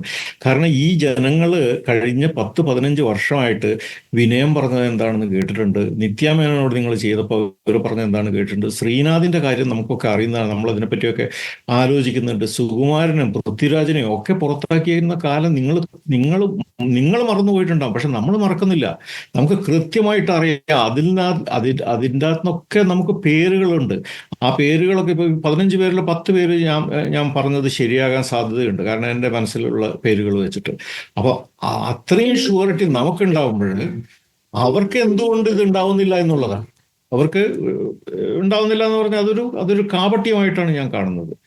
സോ സർക്കാരിന്റെ കാര്യത്തിലും AMMയുടെ കാര്യത്തിലും ഇങ്ങനെയാണ് കാര്യങ്ങൾ പോകുന്നതെങ്കിൽ ഈ യുദ്ധം ഇനിയും ഒരുപാട് കാലം തുടർന്നു കഴിഞ്ഞാൽ ഇവർ തോൽവി സമ്മതിക്കുകയുള്ളൂ എന്നാണ് തോന്നുന്നത്. കാരണം ഇമ്മീഡിയറ്റ് ആയിട്ട് തീർച്ചയായിട്ടും ഒരു കോൺക്ലേവ് വെക്കുകയാണെങ്കിൽ എന്താണ് ആ കോൺക്ലേവിൽ നമ്മൾ ചെയ്യാൻ പോകുന്നത്? ഈ ICC നേരാമണ്ണം നടത്തുക, അല്ലെങ്കിൽ ഇവരെയൊക്കെ ട്രെയിൻ ചെയ്തിട്ട് നന്നാക്കാൻ നോക്കുക. അതിൻ്റെ അപ്പുറം ഈ തെറ്റ് അവരെ ശിക്ഷിക്കാൻ വേണ്ടിയിട്ടുള്ള ഒരു സംവിധാനത്തിലേക്ക് നമ്മൾ എത്തണമെങ്കിൽ ഇപ്പൊ ഹൈക്കോടതിയാണ് ഒരു പ്രത്യാശയായിട്ട് നിൽക്കുന്നത്. ശ്രീ ജ്യോതികുമാർ ചാമക്കാല, ഇപ്പോൾ ചില പ്രത്യേക ഖണ്ഡികകൾ മാറ്റിവെച്ചിരിക്കുന്നു. ചില പ്രത്യേക ഖണ്ഡികൾ പുറത്തുവിടാൻ ആവശ്യപ്പെട്ടിട്ടും പുറത്തുവിടാതെ മാറ്റിവെച്ചിരിക്കുന്നു. അതാരെ സഹായിക്കാനാണെന്ന സംശയം അവിടെ ഉയരുന്നു. പക്ഷേ കോടതിയിലേക്ക് ഈ മുഴുവൻ ഭാഗവും എത്താനിരിക്കുന്നു. സെപ്റ്റംബർ 10-നകം എത്തിക്കണമെന്നാണല്ലോ കോടതി ഉത്തരവിൽ പറയുന്നത്. അപ്പോൾ അതിനുശേഷം അതിൽ നടപടി പ്രതീക്ഷിച്ചാൽ മതി എന്നാണോ? സർക്കാരിന് ഈ പവർ ഗ്രൂപ്പുമായുള്ള ലിങ്ക് കൃത്യമായി വ്യക്തമാക്കുന്നതാണോ ഈ പൂഴ്ത്തിവയ്പ്? സ്മൃതി, ഇവിടെ എന്താ അടിസ്ഥാനപരമായ പ്രശ്നം? ഇവിടെ ഈ കേസുമായി ബന്ധപ്പെട്ട് ഇന്നിപ്പോൾ CPMന്റെ സംസ്ഥാന സെക്രട്ടറി അവരുടെ പതിവ് സെക്രട്ടേറിയറ്റിന് ശേഷം പത്രസമ്മേളനം നടത്തിയിരുന്നു. സ്വാഭാവികമായിട്ടും ശ്രീ ജഗദീഷിൻ്റെയും അതുപോലെ തന്നെ അമ്മ ഭാരവാഹികളുടെയും ഒക്കെ പത്രസമ്മേളനം ഉണ്ടായിരുന്നുകൊണ്ടാണ് അത് കൂടുതൽ ശ്രദ്ധിക്കപ്പെടാതെ പോയത്. അപ്പോൾ ഞാൻ ചോദിക്കുന്നത്, ഇവിടെ അവർ ഇപ്പം വലിയ അവകാശവാദം, ഞങ്ങൾ സിനിമാ മേഖലയ്ക്ക് അത് ചെയ്തു ഇത് ചെയ്തു എന്നൊക്കെ ഒരുപാട് അവകാശവാദങ്ങൾ വെക്കുന്നുണ്ട്.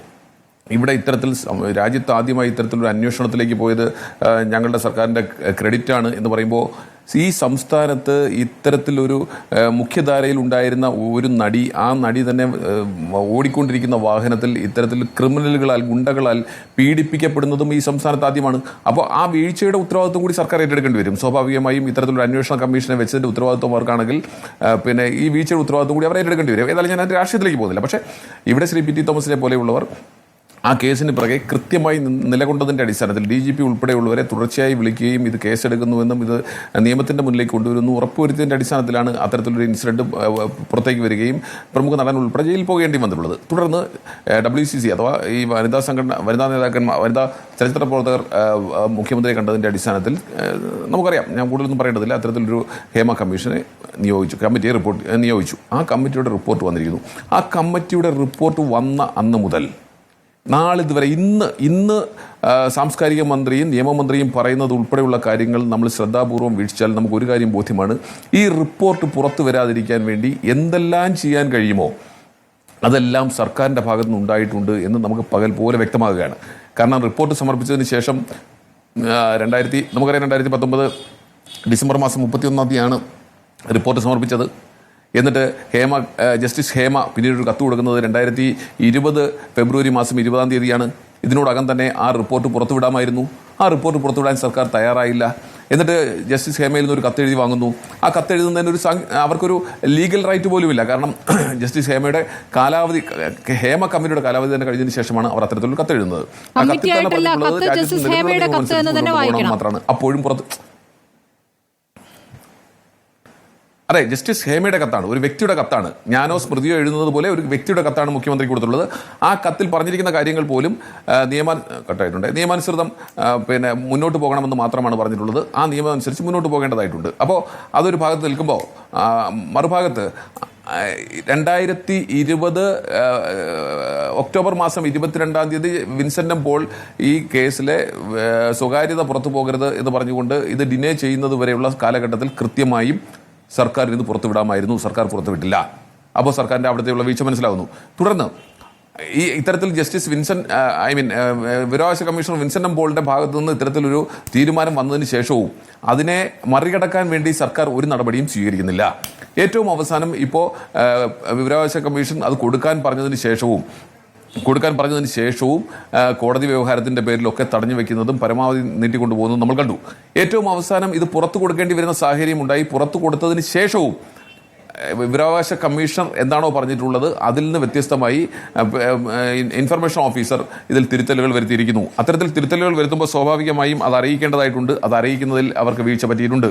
അപ്പോൾ ആ രീതിയിൽ തുടർച്ചയായി ഈ റിപ്പോർട്ട് പുറത്തു വരാതിരിക്കാൻ എന്തെല്ലാം ചെയ്യാൻ കഴിയുമോ അതെല്ലാം സർക്കാർ തുടർച്ചയായി ചെയ്തുകൊണ്ടിരുന്നു എന്നുള്ളത് വസ്തുതയാണ്. ഇപ്പോൾ അവസാനം എന്താ പറഞ്ഞത്, നമുക്ക് നോക്കൂ, ഇതിനകത്തൊരു ഒറ്റ കാര്യം കൂടി ഞാൻ പറഞ്ഞ് അവസാനിപ്പിക്കാം സ്മൃതി. ഇവിടെ മന്ത്രിമാരുടെ വൈരുദ്ധ്യം നിറഞ്ഞ അഭിപ്രായ പ്രകടനങ്ങൾ താങ്കൾ നോക്കൂ. മുഖ്യമന്ത്രി എന്താ പറഞ്ഞത്? കേസെടുത്ത് അന്വേഷിക്കാൻ പറഞ്ഞിട്ടില്ല കമ്മിറ്റി. മുഖ്യമന്ത്രി പറഞ്ഞ മറ്റൊന്നെന്താണ്? ഇത് രഹസ്യമായി സൂക്ഷിക്കണമെന്ന് ഹേമ കമ്മിറ്റി പറഞ്ഞിട്ടുണ്ട്, അതുകൊണ്ട് ഇത് പുറത്തുവിടാനാകില്ല എന്ന് മുഖ്യമന്ത്രി പറയുന്നു. തൊട്ടുപിറകെ AK ബാലൻ എന്താ പറഞ്ഞത്? പരാതിക്കാരില്ല, അന്തരീക്ഷത്തിൽ നിന്ന് പരാതി സ്വീകരിക്കാൻ കഴിയുമോ, FIR ഇടാൻ കഴിയില്ല, ആവശ്യമുള്ളവർ കോടതിയിൽ പോകട്ടെ, അല്ലെ കോടതി പറയട്ടെ, അല്ലെ തെളിവുകളുമായി ആരെങ്കിലും വരട്ടെ എന്നാണ് AK ബാലൻ പറഞ്ഞത്. അതുപോലെ തന്നെ സജി ചെറിയാൻ പറഞ്ഞത് എന്താണ്?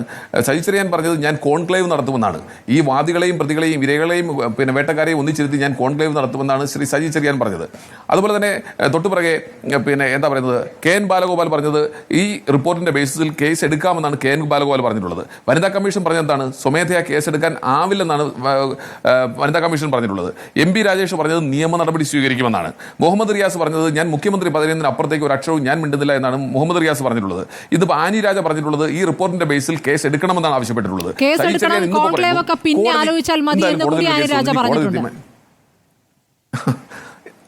അതെ, ഇന്നിപ്പോ നോക്കൂ, ഇന്നിപ്പോ സജി ചെറിയാൻ പറഞ്ഞിരിക്കുന്നതാണ്, കോടതിയിൽ പോയി ഇനി ഞങ്ങൾ തൊടില്ല, മിണ്ടില്ല. കോടതി എന്തെങ്കിലും പറഞ്ഞോ? കോടതി ഇതിനകത്ത് എന്തെങ്കിലും പറഞ്ഞിട്ടുണ്ടോ? നിങ്ങൾ സീൽ ചെയ്ത് റിപ്പോർട്ട് ചെയ്തു, ഞങ്ങളൊന്ന് പരിശോധിക്കട്ടെ എന്ന് പറഞ്ഞു. ഇതിനിടയിലും ഇച്ഛാശക്തി ഉണ്ടെങ്കിൽ സർക്കാരിനെ സംബന്ധിച്ച് ഇതിന്റെ തുടർ നടപടികളുമായി മുന്നോട്ട് പോകാം, കേസുമായി മുന്നോട്ട് കൃത്യമായ നടപടികളാണ് റിപ്പോർട്ട് പുറത്തു വരുന്നതിന് സഹായിച്ചിട്ടുള്ളത്. ഇപ്പോൾ ഇതാ കേസ് എടുക്കാം എന്നുള്ള ആലോചനയിലേക്ക് പോകുന്ന റിപ്പോർട്ട് പൂർണ്ണമായും ഞങ്ങൾക്ക് കാണണം എന്ന് കോടതി പറയുകയും ചെയ്തിരിക്കുന്നു. ഹരീഷ്, എനിക്ക് ഈ SPOയുമായി ബന്ധപ്പെട്ട ചോദ്യത്തിലേക്ക് വരുന്നതിന് മുമ്പ് ചോദിക്കാനുള്ള ഒരു കാര്യം, ഈ റിപ്പോർട്ട് ഹേമ കമ്മിറ്റി സർക്കാരിന് സമർപ്പിക്കുന്നത് 2019 ഡിസംബർ 31-നാണ്. ഹേമ കമ്മിറ്റി റിപ്പോർട്ട് സമർപ്പിച്ചു കഴിഞ്ഞാൽ കമ്മിറ്റി എന്നൊന്നില്ല. കമ്മിറ്റി എന്ന നിലയ്ക്ക് അവരുടെ എല്ലാ അധികാരങ്ങളും അവസാനിക്കുകയാണ്. പിന്നീട് റിട്ടയർഡ് ജസ്റ്റിസ് ഹേമ മാത്രം, മറ്റംഗങ്ങളും അവരുടേതായ മേഖലകളിലേക്ക് പോകുന്നു. ആ കമ്മിറ്റി എന്ന രൂപം അവിടെ അവസാനിക്കുകയാണ്. 2020 ഫെബ്രുവരി 6-നാണ് ജസ്റ്റിസ് ഹേമ ഒരു കത്ത് സർക്കാരിന് കൊടുക്കുന്നത്.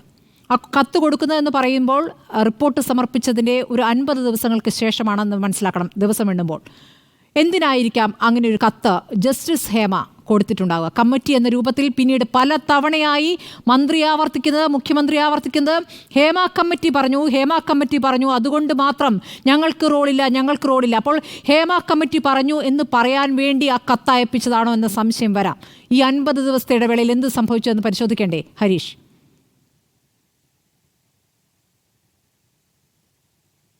ഈ കേസ് 2024 നമ്മൾ പരിശോധിക്കുമ്പോൾ വാസ്തവത്തിൽ അന്വേഷണം നടക്കേണ്ട ഒരു കേസായിരുന്നു ഇത്.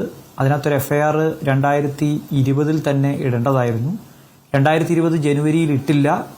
അത് ഇടാതെ ഈ കേസ് അട്ടിമറിക്കുകയാണ് ചെയ്തത്. നമ്മുടെ മുമ്പിൽ 2 കേസ് അട്ടിമറി കേസുകൾ ഇതിനു മുമ്പുള്ളത്. ഒന്ന് ഐസ്ക്രീം പാർലർ കേസാണ്. ഐസ്ക്രീം പാർലർ കേസ് അന്വേഷണം നടത്തിക്കൊണ്ടിരിക്കെ ആ കേസ് അട്ടിമറിച്ചു. VS അച്യുതാനന്ദൻ അത് ഉന്നയിച്ചു, വലിയ പ്രശ്നമായി. അട്ടിമറി കേസ് പ്രധാനപ്പെട്ട കേസായി മാറി. ദിലീപിനെതിരായിട്ടുള്ള കേസിൽ ദിലീപ് തെളിവ് നശിപ്പിക്കാൻ ശ്രമിച്ചു, ആ കേസ് അട്ടിമറിക്കാൻ ശ്രമിച്ചു എന്ന് പ്രോസിക്യൂഷൻ പറഞ്ഞു. പ്രോസിക്യൂഷൻ കോടതിയിൽ സമീപിച്ചു. അത് മറ്റൊരു അട്ടിമറി കേസാണ്. ഇവിടെ ഈ കേസ് എടുക്കാതെ തന്നെ ഈ കേസ് അട്ടിമറിച്ചു. ഈ അട്ടിമറി കേസ് നമ്മുടെ മുമ്പിലുണ്ട്. പക്ഷേ ഒരു പ്രശ്നമുള്ളത്, നമ്മുടെ ക്രിമിനൽ നടപടി ചട്ടത്തിനകത്ത് നിലവിലൊരു കേസെടുത്ത് അന്വേഷണം നടത്തുകയാണെങ്കിൽ മാത്രമേ അതിനെ അട്ടിമറിക്കാൻ പറ്റുള്ളൂ. സിസ്റ്റം തന്നെ വിചാരിച്ച് കേസ് എടുക്കാതെ തള്ളിക്കൊണ്ടുപോയി അട്ടിമറിക്കുന്ന ഒരു പ്രോസസ് വാസ്തവത്തിൽ ഏതെങ്കിലും നിലയ്ക്ക് അന്വേഷിക്കാമെങ്കിൽ ഇപ്പോൾ അന്വേഷിക്കേണ്ടത് ഇതിന്റെ അട്ടിമറിയുമായി ബന്ധപ്പെട്ട കേസാണ്. അങ്ങനെ അന്വേഷിച്ചാൽ എന്തുകൊണ്ടാണ് ഫങ്ക്ടസ് ഒഫീഷ്യോ ആണ് തന്റെ കമ്മിറ്റി ആ റിപ്പോർട്ട് കൊടുത്തു കഴിഞ്ഞാൽ എന്നറിയാവുന്ന ജസ്റ്റിസ് ഹേമ പിന്നീട് ആ കത്തയച്ചത് എന്ന ചോദ്യം വരും. ആ കത്ത് ഒരു വ്യക്തിയുടെ കത്താണെന്നും അത് ആ കമ്മിറ്റിയുടെ റെക്കമെൻഡേഷന്റെ ഭാഗമല്ലെന്നും കമ്മിറ്റിയുടെ റെക്കമെൻഡേഷന് പുറത്തുള്ള ഒന്നും കടലാസിന്റെ വില പോലും ഇല്ലാതെ തള്ളിക്കളയേണ്ട ഒന്നാണെന്നും അറിയാവുന്ന ഭരണ സംവിധാനത്തിന്റെ തലപ്പത്തിരുന്ന് മുഖ്യമന്ത്രി നമ്മളോട് പറയുന്നു ഹേമ കമ്മിറ്റി പറഞ്ഞതുകൊണ്ടാണ് പുറത്തു കൊടുക്കാത്തതെന്ന്. ഈ 4 വർഷവും സർക്കാർ ആവർത്തിച്ചത്, പലയിടത്തായി പല മന്ത്രിമാർ ആവർത്തിച്ചത് ഹേമ കമ്മിറ്റി പറഞ്ഞിട്ടുണ്ട് റിപ്പോർട്ട് പുറത്തു കൊടുക്കരുത് അതുകൊണ്ടാണെന്നാണ്. ഹേമ കമ്മിറ്റി അങ്ങനെ പറഞ്ഞിട്ടില്ല, റെക്കമെൻഡേഷനിൽ അങ്ങനെയൊന്നുമില്ല. ഇതെല്ലാം പോട്ടെ, കമ്മിറ്റി പറഞ്ഞാലും ഇല്ലെങ്കിലും റിപ്പോർട്ട് പുറത്തുവിടണോ വേണ്ടയോ എന്ന് തീരുമാനിക്കുന്നത് സർക്കാരാണ്. സർക്കാരിന്റെ മേലുള്ള ഭരണഘടനാ ഉത്തരവാദിത്വത്തെ, സർക്കാരിന്റെ മേലുള്ള നിയമപരമായ ഉത്തരവാദിത്വത്തെ ഒരു കത്തിലൂടെ മറികടക്കാൻ കഴിയുമെന്ന് വിശ്വസിക്കുന്നവരാണ് നമ്മുടെ സർക്കാരിൽ അധികാരത്തിലിരിക്കുന്ന മന്ത്രിമാരെങ്കിൽ I feel ashamed of being a citizen in this country. ഈ രാജ്യത്ത് ഒരു പൗരനായി ജീവിക്കാൻ എനിക്ക് നാണം തോന്നുന്നുണ്ട്. കാരണം ഇങ്ങനെ ആളുകളോട് വന്ന് നുണ പറയുന്ന മന്ത്രിമാരാണ് നമുക്കെങ്കിൽ, ഭരണ സംവിധാനമാണ് നമുക്കെങ്കിൽ, ഈ രാജ്യത്തെ ഓർത്ത് സഹതപിക്ക് മാത്രമേ പറ്റുള്ളൂ. അപ്പോൾ ഈ നാട്ടിലൊരു നിയമമുള്ളത് അറിയാഞ്ഞിട്ടില്ല ഇവര് ആളുകളുടെ മുമ്പിൽ അഭിനയിക്കുകയാണെന്നാണ് എനിക്ക് തോന്നുന്നത്. കാരണം അങ്ങനെ ഒരു കമ്മിറ്റി റിപ്പോർട്ട് വന്നാൽ, പുട്ടസ്വാമി കേസിലെ വിധിന്യായത്തിൽ സുപ്രീം കോടതി കൃത്യമായി ആളുകളുടെ മൗലികാവകാശം, റൈറ്റ് ടു പ്രൈവസി സംരക്ഷിക്കാൻ പറയുന്നുണ്ട്. അത് ജസ്റ്റിസ് ഹേമ കമ്മിറ്റി പറഞ്ഞിട്ട് അറിയണ്ട. സർക്കാരിന് ആര് പറഞ്ഞാലും ഇല്ലെങ്കിലും ഇതിനകത്തുള്ള ആളുകളുടെ പ്രൈവസി സംരക്ഷിക്കാനുള്ള ഉത്തരവാദിത്തമുണ്ട്. ആ ഉത്തരവാദിത്തം നിലനിൽക്കെ ഇതിനകത്ത് തുടർ നടപടികൾ സ്വീകരിക്കാൻ കേസെടുപ്പ് മാത്രമല്ല മറ്റു പല വഴികളുണ്ടായിരുന്നു. ഈ പ്രതികളെ പറ്റിയുള്ള വിവരശേഖരണം നടത്താമായിരുന്നല്ലോ. ഈ പ്രതികൾ പുതുതായി സിനിമ അനൗൺസ് ചെയ്തിട്ടുണ്ട് ഈ 4-4.5 കൊല്ലത്തിനിടയിൽ, അല്ലേ? സിനിമാ മേഖലയിലെ പ്രധാനപ്പെട്ട ആളുകളാണെന്ന് പാര 96 പറയുന്നുണ്ട്. ഞാൻ പറയാണ്, അവര് പുതിയ സിനിമകൾ അനൗൺസ് ചെയ്തിട്ടുണ്ടാവും, പുതിയ സിനിമകളിലേക്ക് ആളുകളെ ക്ഷണിച്ചിട്ടുണ്ടാവും, അവരെ അഭിനയിച്ചിട്ടുണ്ടാവും, അവര് പ്രൊഡ്യൂസ് ചെയ്തിട്ടുണ്ടാവും. ഇതിന്റെ കൂടെ വാച്ച് ചെയ്യാമല്ലോ പോലീസിന്, രഹസ്യമായിട്ട് വാച്ച് ചെയ്യാം. നമ്മുടെ എല്ലാ സിനിമയിൽ മാത്രമല്ല, നമ്മുടെ കേരള പോലീസ് എന്തുമാത്രം പേരെ വാച്ച് ചെയ്തിട്ട് അവരടുത്ത ക്രൈം ചെയ്യുമ്പോഴാണ് കയ്യോടെ പോയി പിടിക്കുന്നത്, ക്രൈം ചെയ്യുന്നതിന് തൊട്ട് മുമ്പാണ് പിടിക്കുന്നത്. അവരെ വാച്ച് ചെയ്യാനുള്ള സംവിധാനമുണ്ട്. ഇങ്ങനെ കഴിഞ്ഞ 4.5 വർഷക്കാലം ഇവർ നടത്തിയ സിനിമകളിൽ കാസ്റ്റിംഗ് കൗച്ച് ഉണ്ടായിട്ടുണ്ടോ? ആളുകളെ പീഡിപ്പിച്ചിട്ടുണ്ടോ? രാത്രി പോയി മുട്ടിയിട്ടുണ്ടോ? വാട്സപ്പിൽ മോശം സന്ദേശം അയച്ചിട്ടുണ്ടോ? സ്ത്രീത്വത്തിന് അപമാനകരമായ സംഗതികൾ ചെയ്തിട്ടുണ്ടോ? അല്ലെങ്കിൽ ഇത്തരത്തിൽ ഫണ്ടമെന്റൽ റൈറ്റിന്റെ വയലേഷൻ നടന്നിട്ടുണ്ടോ എന്ന് പരിശോധിക്കേണ്ട ഒരു സർക്കാർ 4.5 വർഷം കഴിഞ്ഞ് വന്ന് പറയുന്നത് മുഴുവൻ മുട്ടാപ്പോക്കും മുടന്തന്യായവുമാണ്. അതുകൊണ്ടാണ്, ഒറ്റ കാര്യം കൂടി പറഞ്ഞാൽ ഒരുപക്ഷെ ഇതിന്റെ ഒരു പിക്ചർ മനസ്സിലാവും ആളുകൾക്ക്. അതായത് ഈ കമ്മിറ്റി റിപ്പോർട്ട് എന്തുകൊണ്ട് പുറത്തു കൊണ്ടുവരുന്നില്ല, എന്തുകൊണ്ട് പുറത്തുവിടുന്നില്ല എന്ന ചോദ്യത്തിന് SPIO ആണ് തീരുമാനമെടുക്കേണ്ടത്. അവരോട് ചോദിച്ചു നോക്കൂ എന്നാണോ ഈ സർക്കാർ പറഞ്ഞത്? 4.5 വർഷത്തെ ബൈറ്റുകൾ നിങ്ങളുടെ പക്കലില്ലേ? മന്ത്രിമാരെന്താ പറഞ്ഞത്? എന്തുകൊണ്ട് പുറത്തുവിടുന്നില്ല എന്നുള്ളതിന് സർക്കാരിന്റെ കാര്യമാണ് അവർ പറഞ്ഞത്. എന്ന് പറഞ്ഞാൽ തീരുമാനമെടുക്കുന്ന സർക്കാരാണ്. ഇന്നിപ്പോൾ ഈ ചർച്ചയിൽ സർക്കാരിന്റെ പ്രതിനിധി വന്ന് പറയുന്നതും സർക്കാരിന്റെ മന്ത്രിമാർ തന്നെ വന്ന് പറയുന്നതും റിപ്പോർട്ടിന്റെ ഏതെങ്കിലും ഭാഗം കിട്ടിയിട്ടില്ലെങ്കിൽ അതിന്റെ കുറ്റം SPIOയ്ക്ക്. കുറ്റം വന്നാൽ SPIOയ്ക്ക്, കൊടുക്കുന്നില്ലെങ്കിൽ സർക്കാരിന്റെ നയം. എന്തുകൊണ്ട് സർക്കാർ അങ്ങനെ തീരുമാനിച്ചു എന്ന് പറയുകയും ചെയ്യുന്നു. ബഹുമാനപ്പെട്ട മുഖ്യമന്ത്രിയോ മറ്റു മന്ത്രിമാരോ ഇതാ ഇന്ന കാരണം കൊണ്ട് SPIO എടുത്ത തീരുമാനമാണ് ഇത് കൊടുക്കണ്ട എന്ന്, ഞങ്ങളല്ല, ഞങ്ങൾക്ക് അങ്ങനെ ഒരു നയമില്ല എന്നല്ലല്ലോ പറഞ്ഞത്. നയം ഉള്ളപ്പോൾ സർക്കാർ പറയുകയും കുറ്റമുണ്ടാവുമ്പോൾ SPIOയുടെ തലയിലാവുകയും ചെയ്യുന്ന, എങ്ങനെ വായിച്ചു നോക്കിയാലും ഇതിനകത്ത് കല്ലുകടിയും പരസ്പര വിരുദ്ധമായിട്ടുള്ള സംഗതികളും മാത്രമുള്ളതുകൊണ്ട് ഈ സർക്കാരിന്റെ കഴിഞ്ഞ 4.5 വർഷക്കാലത്തെ വീഴ്ച എന്ന് പറയുന്നത് ഈ കേസിലെ തെളിവുകൾ ഇല്ലാതാക്കുന്നതിനുള്ള വീഴ്ചയാണ്. ഇപ്പൊ നമ്മൾ വിചാരിക്കും നമുക്ക് ആണല്ലോ ഇതേപ്പറ്റി അറിയാത്തത്, ആരാണ് ഇതിന്റെ പ്രതിസ്ഥാനത്ത് അറിയാം? ഈ റിപ്പോർട്ട് വായിച്ചവർക്ക് അറിയാം, ഇതിന്റെ അനക്ഷരം നോക്കിയ ആളുകൾക്കറിയാം, ഈ ആളുകൾക്കറിയാം. സ്മൃതി ഒന്ന് ആലോചിച്ച് നോക്ക്. ഞാൻ സിനിമാ മേഖലയിൽ ഒരു മോശം പ്രവൃത്തി ചെയ്ത ആളാണെന്ന് വിചാരിച്ചോളൂ. ഹേമ കമ്മിറ്റിയെ അപ്പോയിന്റ് ചെയ്ത ദിവസം മുതൽ അവരുടെ ഓഫീസിന്റെ പുറത്ത് ആരൊക്കെ അവരെ കാണാൻ പോകുന്നു, ഈ 52 പേരിൽ മൊഴി കൊടുക്കാൻ പോയവരാരൊക്കെ എന്ന് പരിശോധിക്കാൻ ഞാൻ ആളെ വെക്കില്ലേ? വെക്കും. അവിടെ പോയി മൊഴി എന്താണ് ഇവർ കൊടുത്തതെന്ന് അന്വേഷിക്കാനുള്ള പാരലൽ സംവിധാനം ഞാൻ ഉണ്ടാക്കും. ഇവർ കൊടുത്ത മൊഴിയുമായി ബന്ധപ്പെട്ട കാര്യങ്ങൾ പാരലലി ഒരു അഭിഭാഷകനെയോ ഒരു റിട്ടയർഡ് പോലീസുകാരനെയോ ഉപയോഗിച്ച്, ഇതിന്റെ നോഹൗ അറിയാവുന്ന ആളുകളെ ഉപയോഗിച്ച് ഈ തെളിവുകൾ നശിപ്പിക്കാനുള്ള പരിപാടികൾ ഞാൻ ചെയ്യില്ലേ? ഇതിന് 4.5 വർഷക്കാലം ഈ ആളുകൾക്ക് കിട്ടിയെന്നുള്ളതാണ്.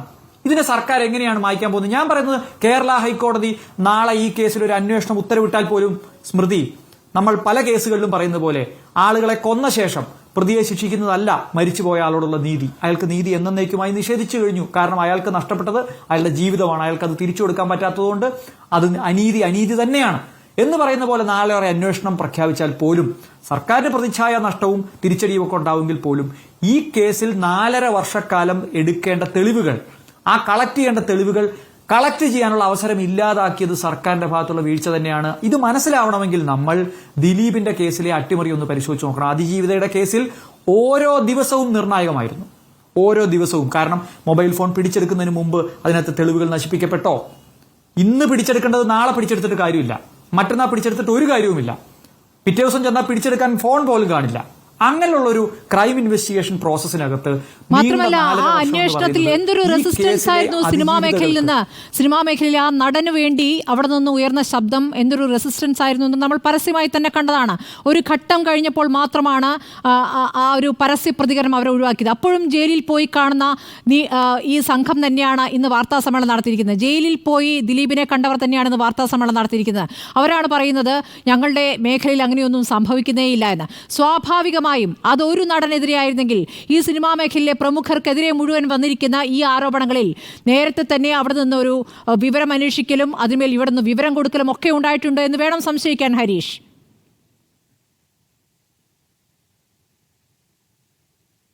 അല്ല, ഈ കേസിൽ ഞാൻ പറയുന്നത്, ഈ കേസിൽ ഈ റിപ്പോർട്ട് കിട്ടിയ ശേഷം നാളിതുവരെ ആ റിപ്പോർട്ട് ആക്സസ് ചെയ്ത ആളുകൾ അതിന്റെ വിവരം ആരോടൊക്കെ പങ്കുവച്ചു എന്നുള്ള കാര്യം അന്വേഷിക്കാതെ ഈ കേസിലെ അന്വേഷണം പൂർത്തീകരിക്കാൻ കഴിയുമെന്ന് എനിക്ക് തോന്നുന്നില്ല. അങ്ങനെ അന്വേഷിച്ചാൽ അത് ആ കേസിനോട് ചെയ്യുന്ന നീതിയാണെന്നും ഞാൻ കരുതുന്നില്ല. ഈ കേസിൽ ഏതെങ്കിലും തെളിവുകൾ നശിപ്പിക്കപ്പെട്ടിട്ടുണ്ടെങ്കിൽ അത് നശിപ്പിക്കാൻ കാരണമായത് ഈ കാലതാമസമാണെങ്കിൽ, ഇതിന് കിട്ടിയ വിവരങ്ങളാണെങ്കിൽ അത്തരം വിവരങ്ങൾ ചോർന്നിട്ടുണ്ടോ എന്നുള്ള കാര്യം ഉൾപ്പെടെ പരിശോധിക്കേണ്ടതാണ്. അങ്ങനെ ചോർത്തിയെന്നൊരു ആരോപണം പറയാൻ നമ്മുടെ പക്കലില്ല. പക്ഷേ ഈ കാലതാമസം മതിയല്ലോ. ഈ ആളുകൾക്ക് ഇത് അറിയാമല്ലോ, ആരാണ് കോഴി കട്ടത് എന്ന് കട്ടയാൾക്ക് അറിയാമല്ലോ എന്ന് പറയുന്നത് പോലെ ഈ ആളുകൾക്ക് ഈ 4.5 വർഷക്കാലം കൊടുത്തു എന്ന് പറയുന്നത് തന്നെ വിവരാവകാശ കമ്മീഷനും സർക്കാരും എന്തോ പരസ്പര പൂരകമായി പ്രവർത്തിക്കുന്ന എന്തോ ആണെന്നാണ് ഈ ചർച്ചയിൽ പങ്കെടുത്ത അദ്ദേഹത്തിന്റെ അഭാവത്തിൽ ആ വാദം പറയുന്നത് ശരിയാണോ എന്ന് എനിക്കറിയില്ല. പക്ഷേ ഇത് പല സ്ഥലത്തും ഇവർ പറയുന്നുകൊണ്ട് പറയാണ്, സർക്കാരിൽ നിന്ന് നീതി കിട്ടാത്ത മനുഷ്യർ സ്വന്തം കയ്യിൽ നിന്ന് പണം ചെലവഴിച്ച് പോകുന്ന സ്ഥലത്തിന്റെ പേരാണ് വിവരാവകാശ കമ്മീഷൻ. അങ്ങനെ ഒരു സ്ഥാപനത്തിന്റെ പേരാണ് കേരള ഹൈക്കോടതി. സർക്കാരിൽ നിന്ന് നീതി കിട്ടാത്ത മനുഷ്യർ മാൻഡമസുമായി പോകുമ്പോൾ സർക്കാർ പറയുകയാണ് ഇനി കോടതി പറയട്ടെ, എളുപ്പമായി, ഇനി ഡിസിഷൻ എടുക്കുന്നത് കോടതി പറഞ്ഞിട്ടേ പറ്റുള്ളൂ. കോടതിയിലുള്ള കേസുകളിലൊന്നും തീരുമാനമെടുക്കാത്ത സർക്കാരാണല്ലോ. അതുകൊണ്ട് എനിക്ക് ഈ സർക്കാർ ചെയ്ത നല്ല കാര്യങ്ങൾ, ഇന്ത്യയിൽ ഒരു സിനിമാ മേഖലയിലും ഇങ്ങനൊരു കമ്മിറ്റി അപ്പോയിന്റ് ചെയ്യപ്പെട്ടിട്ടില്ല. ഇന്ത്യയിൽ ഒരു സിനിമാ മേഖലയിലും ഇങ്ങനൊരു റേപ്പ് കേസിൽ ഇത്ര കാലം ഒരു നായക നടനെ നമ്മൾ ജയിലിലാക്കിയ സംഭവമില്ല. നമ്മുടെ കേരള പോലീസിന് അഭിമാനമുള്ള 2 നിമിഷങ്ങളായിരുന്നു അത്. കേരള സർക്കാരിന് അഭിമാനമുള്ള, നമുക്ക് അഭിമാനമുള്ള നിമിഷങ്ങളായിരുന്നു അത്. അതിന്റെ അന്തസത്ത കളഞ്ഞു കുളിക്കുന്ന തരത്തിലാണ് ഇപ്പോൾ ഈ 4.5 വർഷക്കാലത്തെ അടയിരിപ്പ് എന്ന് പറയാതിരിക്കാൻ നിവൃത്തിയില്ല. ജ്യോതികുമാർ ചാമക്കാല, ഇപ്പോൾ SPIOയ്ക്കാണ് ഉത്തരവാദിത്തമെന്ന് പറയുമ്പോൾ അതിനുള്ള നടപടിക്രമങ്ങളുണ്ടല്ലോ. അപ്പോൾ വിവരാവകാശ കമ്മീഷന് വേണമെങ്കിൽ SPIOയ്ക്കെതിരെ നടപടിയെടുക്കാം. ഞങ്ങളുടെ പ്രതിനിധി റോഷിപാലാണല്ലോ വിവരാവകാശ കമ്മീഷനെ സമീപിച്ചത്. അപ്പോൾ ഏതൊക്കെ പാരഗ്രാഫുകൾ ഒഴിവാക്കുന്നു എന്ന് കൃത്യമായി അറിയിച്ചിട്ട് വേണം ഈ രേഖ നൽകാൻ എന്നാണ് വിവരാവകാശ കമ്മീഷൻ പറഞ്ഞിട്ടുള്ളത്. അങ്ങനെ ഒരു അറിയിപ്പ് റോഷിപാലിന് കിട്ടിയിട്ടില്ല. അപ്പോൾ സ്വാഭാവികമായും SPIക്ക് മുകളിലെ ഉദ്യോഗസ്ഥൻ ഡെപ്യൂട്ടി സെക്രട്ടറിക്കാണ് ഇപ്പോൾ റിപ്പോർട്ട് പരാതി നൽകിയിരിക്കുന്നത്. ഇതിന്മേൽ ഇനി എന്ത് നടപടി ഉണ്ടാകുമെന്നാണ് പ്രതീക്ഷിക്കുന്നത്. ഇപ്പോൾ SPI ആണല്ലോ കുറ്റപ്പെടുത്തുന്നത്, ഞങ്ങൾക്ക് ഉത്തരവാദിത്തമില്ല എന്ന്. അപ്പോൾ SPIക്കെതിരെ ഒരു നടപടി എടുക്കാനാണോ ഇനി സാധ്യത? എന്താണ് കോൺഗ്രസ് മനസ്സിലാക്കുന്നത്? നോക്കൂ സ്മൃതി, ഇതിനെ സംബന്ധിച്ച് ഒരു നടപടിയും ആർക്കെതിരെയും ഉണ്ടാകാൻ പോകുന്നില്ല. സർക്കാരിന്റെ താളത്തിന് തുള്ളുന്ന പബ്ലിക് ഇൻഫർമേഷൻ ഓഫീസർമാരാണ് ഓരോ ഡിപ്പാർട്ട്മെന്റിലും ഉണ്ടാകുന്നത് എന്ന കാര്യത്തിൽ ഒരു തർക്കവും വേണ്ട. നമുക്കറിയാം RTA ആക്ട് 2005 നിലവിൽ വന്നതിന് ശേഷം RTA ആക്ടിന്റെ ബേസിസിൽ നമ്മളിങ്ങനെ മുന്നോട്ട് പോകുമ്പോൾ ഓരോ ഡിപ്പാർട്ട്മെന്റിലും ഓരോ ഓഫീസിലും പ്രത്യേകം ഇൻഫർമേഷൻ ഓഫീസർമാരുണ്ടാകും. ആ ഇൻഫർമേഷൻ ഓഫീസർമാർക്കാണ് നമ്മൾ പ്രാഥമികമായി വിവരാവകാശ പ്രകാരമുള്ള അപേക്ഷ നൽകേണ്ടത്. ആ അപേക്ഷ സ്വീകരിച്ച് അവരതിന്മേൽ തുടർ നടപടി സ്വീകരിച്ചില്ലെങ്കിൽ അപ്പലേറ്റ് അതോറിറ്റി, അല്ലെങ്കിൽ എടുക്കുന്ന നടപടി നമുക്ക് തൃപ്തികരമല്ലെങ്കിൽ നമ്മൾ അപ്പലേറ്റ് അതോറിറ്റിയെ സമീപിക്കാറുണ്ട്. അത് ആ അപ്പലേറ്റ് അതോറിറ്റി ആരാണെന്ന് ആ മറുപടി നൽകുന്ന കത്തിൽ തന്നെ ഉണ്ടാകേണ്ടതുണ്ട്. അത് നിയമം അനുശാസിക്കുന്നുമുണ്ട്. അപ്പോൾ സ്വാഭാവികമായും നിശ്ചിത സമയത്തിനുള്ളിൽ നമ്മൾ അപ്പലേറ്റ് അതോറിറ്റിയെ സമീപിക്കുകയാണ് പതിവ്. അപ്പലേറ്റ് അതോറിറ്റി വീണ്ടും തീരുമാനമെടുത്തേക്കാം. തീരുമാനം അനുകൂലമോ പ്രതികൂലമോ ആകാം. അങ്ങനെ വന്നു കഴിഞ്ഞാൽ പിന്നെ നമുക്ക് സമീപിക്കാൻ കഴിയുന്നത് ഇൻഫർമേഷൻ ഓഫീസറെയാണ്, സ്റ്റേറ്റ് ഇൻഫർമേഷൻ ഓഫീസിനെയാണ് നമുക്ക് സമീപിക്കാൻ കഴിയുന്നത്. അപ്പോൾ ഇവിടെ ഇതിനൊക്കെ സമയമെടുക്കും, അതിൻ്റെതായ സമയമെടുക്കും. നമ്മൾ ടൈം കൺസ്യൂമിംഗ് ആണ്. അപ്പോഴത്തേക്കും ഇതിന്റെ ഗൗരവവും അല്ലെങ്കിൽ ഇതിന്റെ പ്രസക്തിയും നഷ്ടപ്പെടുന്ന രീതിയിലേക്ക് പോകും. ഏതായാലും സർക്കാരിനെ സംബന്ധിച്ച് ഇൻഫർമേഷൻ ഓഫീസർക്കെതിരെ നടപടിയെടുക്കുക എന്ന് പറയുന്നത് സർക്കാരിന്റെ ബാധ്യതയല്ല. ഞാൻ മനസ്സിലാക്കുന്നിടത്തോളം ഇൻഫർമേഷൻ ഓഫീസർ എന്ന നിലയിൽ നടപടിയെടുത്തു കഴിഞ്ഞാൽ അതിനകത്ത് അവർക്കെതിരെ പെനാൽറ്റി അല്ലെങ്കിൽ അവർക്കെതിരെ ഒരു ശിക്ഷാ നടപടി സ്വീകരിക്കണമെങ്കിൽ അത് ഇൻഫർമേഷൻ കമ്മീഷനാണ് അതിന് അധികാരമുള്ളത്, അല്ലെങ്കിൽ അവരാണ് റെക്കമെൻഡ് ചെയ്യേണ്ടത് എന്നാണ് ഞാൻ മനസ്സിലാക്കുന്നത്. എന്റെ പ്രാഥമികമായ അറിവ് വെച്ച്, സബ്ജക്ട് ടു കറക്ഷൻ, അങ്ങനെ അതെ, പക്ഷേ അതൊക്കെ കഴിഞ്ഞ് വരുമ്പോൾ 25,000 രൂപ പെനാൽറ്റി അടിച്ചതുകൊണ്ടോ അല്ലെങ്കിൽ സമയബന്ധിതമായി ഇത് വിവരം കൊടുക്കാതിരിക്കുന്നതുകൊണ്ടോ ഒക്കെ പെനാൽറ്റി അടിക്കാം, ചിലപ്പോൾ പിന്നെ മറ്റെന്തെങ്കിലും നടപടികൾ സ്വീകരിക്കാം. അതൊക്കെ കഴിഞ്ഞ് വരുമ്പോഴത്തേക്കും ഹേമ കമ്മീഷൻ മേലുള്ള ഈ റിപ്പോർട്ടിനെ സംബന്ധിച്ചും ഒക്കെയുള്ള ചർച്ചകളോ അല്ലെങ്കിൽ കോടതി വ്യവഹാരങ്ങളും ഒക്കെ ഒരു ഘട്ടത്തിലെത്തി കഴിയും. അപ്പോൾ ഇപ്പോൾ തൽക്കാലം ഞാനതാ പറഞ്ഞു വന്നത്, സർക്കാരിനെ സംബന്ധിച്ച് ഈ റിപ്പോർട്ട് എത്രമാത്രം പൂഴ്ത്തിവെക്കാൻ കഴിയുമോ, മറച്ചു പിടിക്കാൻ കഴിയുമോ, പബ്ലിക്കിൽ നിന്ന് മാറ്റി നിർത്താൻ കഴിയുമോ, റിപ്പോർട്ടിലെ ഇപ്പോഴും ഞാൻ ആധികാരികമായി പറയുന്നു, ആ റിപ്പോർട്ടിലെ ഇരകളെ സംബന്ധിച്ച് ഇന്ന് ശ്രീ ജഗദീഷ് വളരെ കൃത്യമായി പറഞ്ഞല്ലോ, ഇരകൾ അവർ ഇനിയും മൊഴി കൊടുക്കണമെന്ന് പറയുന്നത് ആത്മഹത്യാപരമാണ്. അവരോട് ഇനി അങ്ങനെ ആവശ്യപ്പെടാൻ പാടില്ല. അവർ നൽകിയിട്ടുള്ള മൊഴിയുടെ അടിസ്ഥാനത്തിൽ കേസുമായി മുന്നോട്ട് പോകണമെന്ന് പറയുമ്പോൾ ആ ഇരകളുടെ പിന്നെ ഐഡന്റിഫിക്കേഷൻ അഥവാ അവരുടെ തിരിച്ചറിയൽ ഉണ്ടാകാത്ത രീതിയിൽ മുന്നോട്ട് പോകണം. അതിൻ്റെ അർത്ഥം പിന്നെ എന്താ പറയുന്നത്, ഈ വേട്ടക്കാരെ സംബന്ധിച്ച് അവരെ ബോധ്യപ്പെടുന്ന നമ്മൾ ചർച്ച ചെയ്തുകൊണ്ടിരിക്കുമ്പോൾ തന്നെയാണല്ലോ ഇപ്പോൾ പിന്നെ പശ്ചിമ ബംഗാളിൽ നിന്നുള്ള ഒരു നടി വളരെ കൃത്യമായി പൊതുസമൂഹത്തോട് സംസാരിച്ചിരിക്കുന്നത്. തനിക്കുണ്ടായ പീഡനത്തെ ശ്രീലേഖ മിത്ര എന്ന് പറയുന്ന നടി വളരെ കൃത്യമായി പറഞ്ഞിരിക്കുന്നു, തനിക്കുണ്ടായ ദുരനുഭവത്തെക്കുറിച്ച് 2009 പാലേരി മാണിക്യം എന്ന് പറയുന്ന സിനിമയുമായി ബന്ധപ്പെട്ട് തനിക്കുണ്ടായ ദുരനുഭവത്തെക്കുറിച്ച് അവർ മാധ്യമങ്ങളോട് പറഞ്ഞുകൊണ്ടിരിക്കുന്നു. അതിൽ അവർ കൃത്യമായി പറയുന്നു, രഞ്ജിത്ത് എന്ന് പറയുന്ന നടൻ ഇപ്പോഴത്തെ പിന്നെ എന്താ പറയുന്നത് നമ്മുടെ സിനിമാ മേഖലയിലെ സർക്കാർ സംവിധാനമായ ചലച്ചിത്ര അക്കാദമിയുടെ ചെയർമാൻ കൂടിയായ രഞ്ജിത്തിനെതിരായിട്ട് അവർ കൃത്യമായ തെളിവുകൾ പറയുന്നു. അന്ന് ഉണ്ടായ ഇൻസിഡന്റ് അവർ ആരോടൊക്കെ റിപ്പോർട്ട് ചെയ്തെന്നും അവരത് എൻഡോസ് ചെയ്യുകയും ചെയ്യുന്നുണ്ട്. അപ്പോൾ ആ രീതിയിൽ ഒരു ഭാഗത്ത് നിന്ന് ഇത്തരത്തിൽ തെളിവുകൾ പുറത്തു വരുന്നു. പരാതി പറയാൻ പരസ്യമായി അന്യസംസ്ഥാനങ്ങളിൽ നിന്നുള്ള നടികളെങ്കിലും വന്നു തുടങ്ങിയിരിക്കുന്നു എന്നുള്ളതൊരു യാഥാർത്ഥ്യമായി നമ്മുടെ മുമ്പിൽ നിൽക്കുകയാണ്. അപ്പോൾ ഇവിടെ ഈ കേസിനെ സംബന്ധിച്ച് അടിസ്ഥാനപരമായി FIR ഇടാത്തതിന് ഒരു ന്യായീകരണവുമില്ല. അപ്പോൾ ഈ ആരോപണ വിധേയരൊക്കെയാണ് ഈ കോൺക്ലേവ് നടത്താൻ പോകുന്നതെന്നൊരു യാഥാർത്ഥ്യം കൂടിയുണ്ട്. ജ്യോതികുമാർ ചാമക്കാല. അതെ, സ്വാഭാവികമായിട്ടും ഇതിൻ്റെയൊക്കെ നടത്തിപ്പുകാർ ഇവിടെ അവാർഡ് പ്രഖ്യാപിക്കുന്നതും അതുപോലെ പിന്നെ സ്വാഭാവികമായിട്ട് അവാർഡിന് നിർണയ സമിതിയൊക്കെ ഉണ്ടെങ്കിലും അതിൻ്റെ നേതൃത്വം വഹിക്കുന്നതും അതിൻ്റെ എല്ലാ ഫെസിലിറ്റീസും ഒരുക്കി കൊടുക്കുന്നതും ഇപ്പോൾ കോൺക്ലേവ് വന്നാൽ കോൺക്ലേവ് നടത്താൻ പോകുന്നതും ഒക്കെ ഈ മാന്യന്മാരൊക്കെ പകൽ മാന്യന്മാരാണ് എന്ന കാര്യത്തിൽ ഒരു തർക്കവും വേണ്ട. ഇവിടെ നമ്മളെ സംബന്ധിച്ച് ഈ മേഖല പിന്നെ കൃത്യമായും വൃത്തിയാക്കിയെടുക്കുവാൻ, അത് ശുദ്ധീകരിക്കുവാൻ കിട്ടുന്ന ഏറ്റവും നല്ല അവസരമാണ്. അതിന് കൃത്യമായി സർക്കാരിൻ്റെ ഭാഗത്തു നിന്ന് ഇച്ഛാശക്തി ഉണ്ടാകണം. സർക്കാരിനെ സംബന്ധിച്ച് ഇക്കാര്യത്തിൽ ഒളിച്ചു കളിക്കുന്നു, എല്ലാവരെയും രക്ഷപ്പെടുത്തുന്ന, വേട്ടക്കാരെ മുഴുവൻ രക്ഷപ്പെടുത്തുന്ന രീതിയിലേക്ക്. എന്തിനാണ് ഈ റിപ്പോർട്ടിനെ സംബന്ധിച്ച് ഇപ്പോൾ മാധ്യമങ്ങളിൽ നിന്ന് പുറത്തുവിട്ടിരിക്കുന്ന ഇൻഫർമേഷൻ ഓഫീസറുടെ ഭാഗത്തുണ്ടായിരിക്കുന്ന ഗുരുതരമായ വീഴ്ച, ആ വീഴ്ചയെ സംബന്ധിച്ച് എന്തിനാണ് ഇങ്ങനെ മറച്ചു പിടിക്കുന്നത്? മാത്രമല്ല, എന്തിനാണ് നിയമമന്ത്രി കൂടിയായ നല്ലൊരു പാർലമെന്ററിയനായ P. രാജീവ് പോലും ഞങ്ങൾക്കൊരു പങ്കുമില്ല എന്ന് പറഞ്ഞ് കൈയൊഴിയുന്നത് എന്തിനാണ്? അപ്പോൾ ഇതിൽ നിന്നെല്ലാം വ്യക്തമാണ്, സർക്കാരിൻ്റെ നയം വ്യക്തമാണ്. ഞാൻ മുമ്പ് സൂചിപ്പിച്ചല്ലോ, എല്ലാ മന്ത്രിമാർക്കും വിരുദ്ധാഭിപ്രായമാണ്. ഇവർക്കാർക്കും ഒരു അഭിപ്രായം ഉണ്ടാക്കാൻ കഴിയാഞ്ഞിട്ടോ മുഖ്യമന്ത്രി പറയുന്ന നിയമമാണ് ശരിയെന്ന് പറയാൻ അറിഞ്ഞുമായിട്ടോ അല്ല, കൺഫ്യൂഷൻ ഉണ്ടാക്കുക. കൺഫ്യൂഷനിലൂടെ ഇത് നീട്ടിക്കൊണ്ടുപോവുക, ഈ റിപ്പോർട്ട് വേണ്ട രീതിയിൽ ചർച്ച ചെയ്യപ്പെടാതിരിക്കുക, അല്ലെങ്കിൽ ഇതിന്മേൽ തുടർ നടപടികൾ ഉണ്ടാകാതിരിക്കുക, പലരും പല അഭിപ്രായം പറയുക. AK ബാലനാണ് എല്ലാ ദിവസവും രാവിലെ ഇറങ്ങിയിരിക്കുക. പുള്ളിയുടെ കാലത്ത് പുള്ളി സ്വീകരിച്ചിട്ട് അതിന്മേൽ മന്ത്രിസ്ഥാനത്ത് നിന്ന് ഒഴിയുന്നത് വരെ അതിന്മേൽ കയറി ഇരുന്ന ആളാണ് ഈ പറയുന്നത്, ഓരോ ദിവസവും ന്യായമായിട്ട് വരുന്നത്. ഞാൻ ചോദിക്കുന്ന, ആ റിപ്പോർട്ട് വന്നപ്പോൾ തന്നെ ഒരു FIR ഇടേണ്ടതായിരുന്നില്ലേ? 2019 FIR ഇടുന്നത് 5 വർഷം കഴിഞ്ഞ് നമ്മളിപ്പോൾ ചർച്ച ചെയ്തുകൊണ്ടിരിക്കുമ്പോൾ ഇപ്പോഴും പറയുന്നത് ഞങ്ങൾക്ക് FIR ഇടാൻ കഴിയില്ല, പരാതിക്കാർ വരട്ടെ എന്നൊക്കെ പറയുന്ന നീതിന്യായ വ്യവസ്ഥയെ വെല്ലുവിളിച്ചുകൊണ്ട് ഒരു സർക്കാർ തന്നെ മുമ്പിൽ നിന്നാൽ നമുക്ക് എന്ത് ചെയ്യാൻ കഴിയും എന്നുള്ളൊരു ചോദ്യം നമ്മുടെ മുമ്പിലുണ്ട്. കൈമാറേണ്ടത് ഹേമ കമ്മിറ്റിയാണ് എന്ന് വരെ പറയുന്നുണ്ട് കേട്ടോ. അവിടെ വരെ എത്തി വാദം. എന്ത് വിവരക്കേടും പറയുന്നേ, ആ വിവരക്കേടാണെന്ന് അറിഞ്ഞുകൊണ്ട് തന്നെയാണ് പറയുന്നത്. അങ്ങനെ പറയുന്നതിലൂടെ അറ്റൻഷൻ ഡൈവേർട്ട് ചെയ്യുക അല്ലെങ്കിൽ കൺഫ്യൂഷൻ ഉണ്ടാക്കുക എന്ന് മാത്രമാണ്. നമുക്കിപ്പോൾ ഏക പ്രതീക്ഷ ഇപ്പോൾ സുപ്രീം കോടതി അത്ര ഗൗരവത്തിലെടുക്കുന്നത്. ഇപ്പോൾ സുപ്രീം കോടതിയുടെ പിന്നെ നിരീക്ഷണങ്ങൾ പോലും ഞങ്ങൾക്ക് അനുകൂലമാണെന്ന് വാദിക്കുന്ന ഇടതുപക്ഷത്തിൻ്റെ പ്രതിയാണ് ഞാനിവിടെ കണ്ടത്. സുപ്രീം കോടതി അപ്പോഴും ചോദിച്ചു, എന്തുകൊണ്ട് ഇരകൾക്കെതിരെ ഇങ്ങനെ ഒരു വിഷയം ഉണ്ടായിട്ടും ഒരു FIR ഇടുന്നതിനോ കേസെടുക്കുന്നതിന് എന്താണ് സർക്കാരിന് ഇത്ര നിസ്സംഗത എന്ന് ചോദിച്ചപ്പോൾ പോലും അതുപോലും ഞങ്ങളെല്ലാം ചെയ്തു, ഇനിയിപ്പോൾ കോടതി തീരുമാനിക്കട്ടെ അല്ലെങ്കിൽ വിവരാവകാശ കമ്മീഷൻ തീരുമാനിക്കട്ടെ എന്ന് പറയുന്ന ഒരു എന്താ പറയുക കാടൻ തീരുമാനവുമായി സർക്കാർ മുന്നോട്ട് പോകുന്നത് ഇരകളോടൊപ്പം ഇല്ല സർക്കാർ, ഞങ്ങൾ വേട്ടക്കാരോടൊപ്പമാണെന്ന് തുടർച്ചയായി തെളിയിക്കുന്നതിൻ്റെ ബാക്കി പത്രമായിട്ട് മാത്രമേ നമുക്ക് കാണാൻ കഴിയൂ എന്നുള്ളതാണ് നമ്മുടെ മുമ്പിലുള്ള യാഥാർത്ഥ്യം. ശരി, ശ്രീ പ്രകാശ് ബാരെ, ഇനിയിപ്പോൾ ഇതിൽ എന്താണ് പ്രതീക്ഷ? കോടതി മാത്രമാണ് മുന്നിലെ പ്രതീക്ഷ എന്നുള്ളതാണോ? സർക്കാരിൻ്റെ നിലപാട് എന്താണ് എന്ന് കുറച്ചുകൂടി വ്യക്തമായിക്കൊണ്ടിരിക്കുകയാണ് ഓരോ ദിവസം കഴിയുന്തോറും.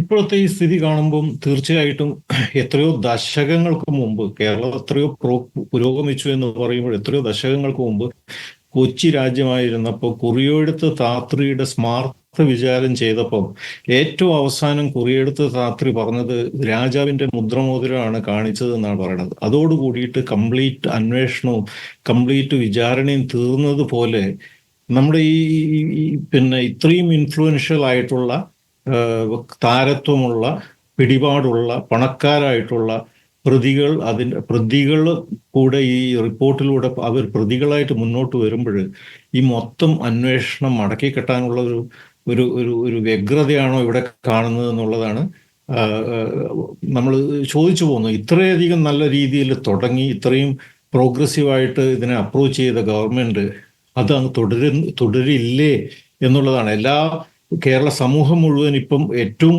കൂടുതൽ ഇൻഫർമേഷനോടുകൂടി ഇതിൽ ഉറ്റുനോക്കുമ്പോൾ ഓപ്പോസിഷൻ പാർട്ടികളും കൂടെയുള്ള ആലിസും ഈവൻ ചില മന്ത്രിമാരും ഈവൻ സിനിമാ മേഖലയിൽ തന്നെ വളരെ വിമുഖതയോടെ നിന്നിരിക്കുന്ന ആൾക്കാർ പോലും ഇത് അന്വേഷിക്കണം, ഇതിൽ നടപടി ഉണ്ടാവണം, ശുദ്ധീകരണം വേണം എന്ന് പറയുന്ന സമയത്ത് സർക്കാർ ഇങ്ങനെ മെല്ലെ പോക്കും ഇതുപോലെയുള്ള വളരെ പ്രതിലോമകരമായിട്ടുള്ള ഒരു അപ്രോച്ച് എടുക്കുന്നത് നിരാശാജനകമാണ്.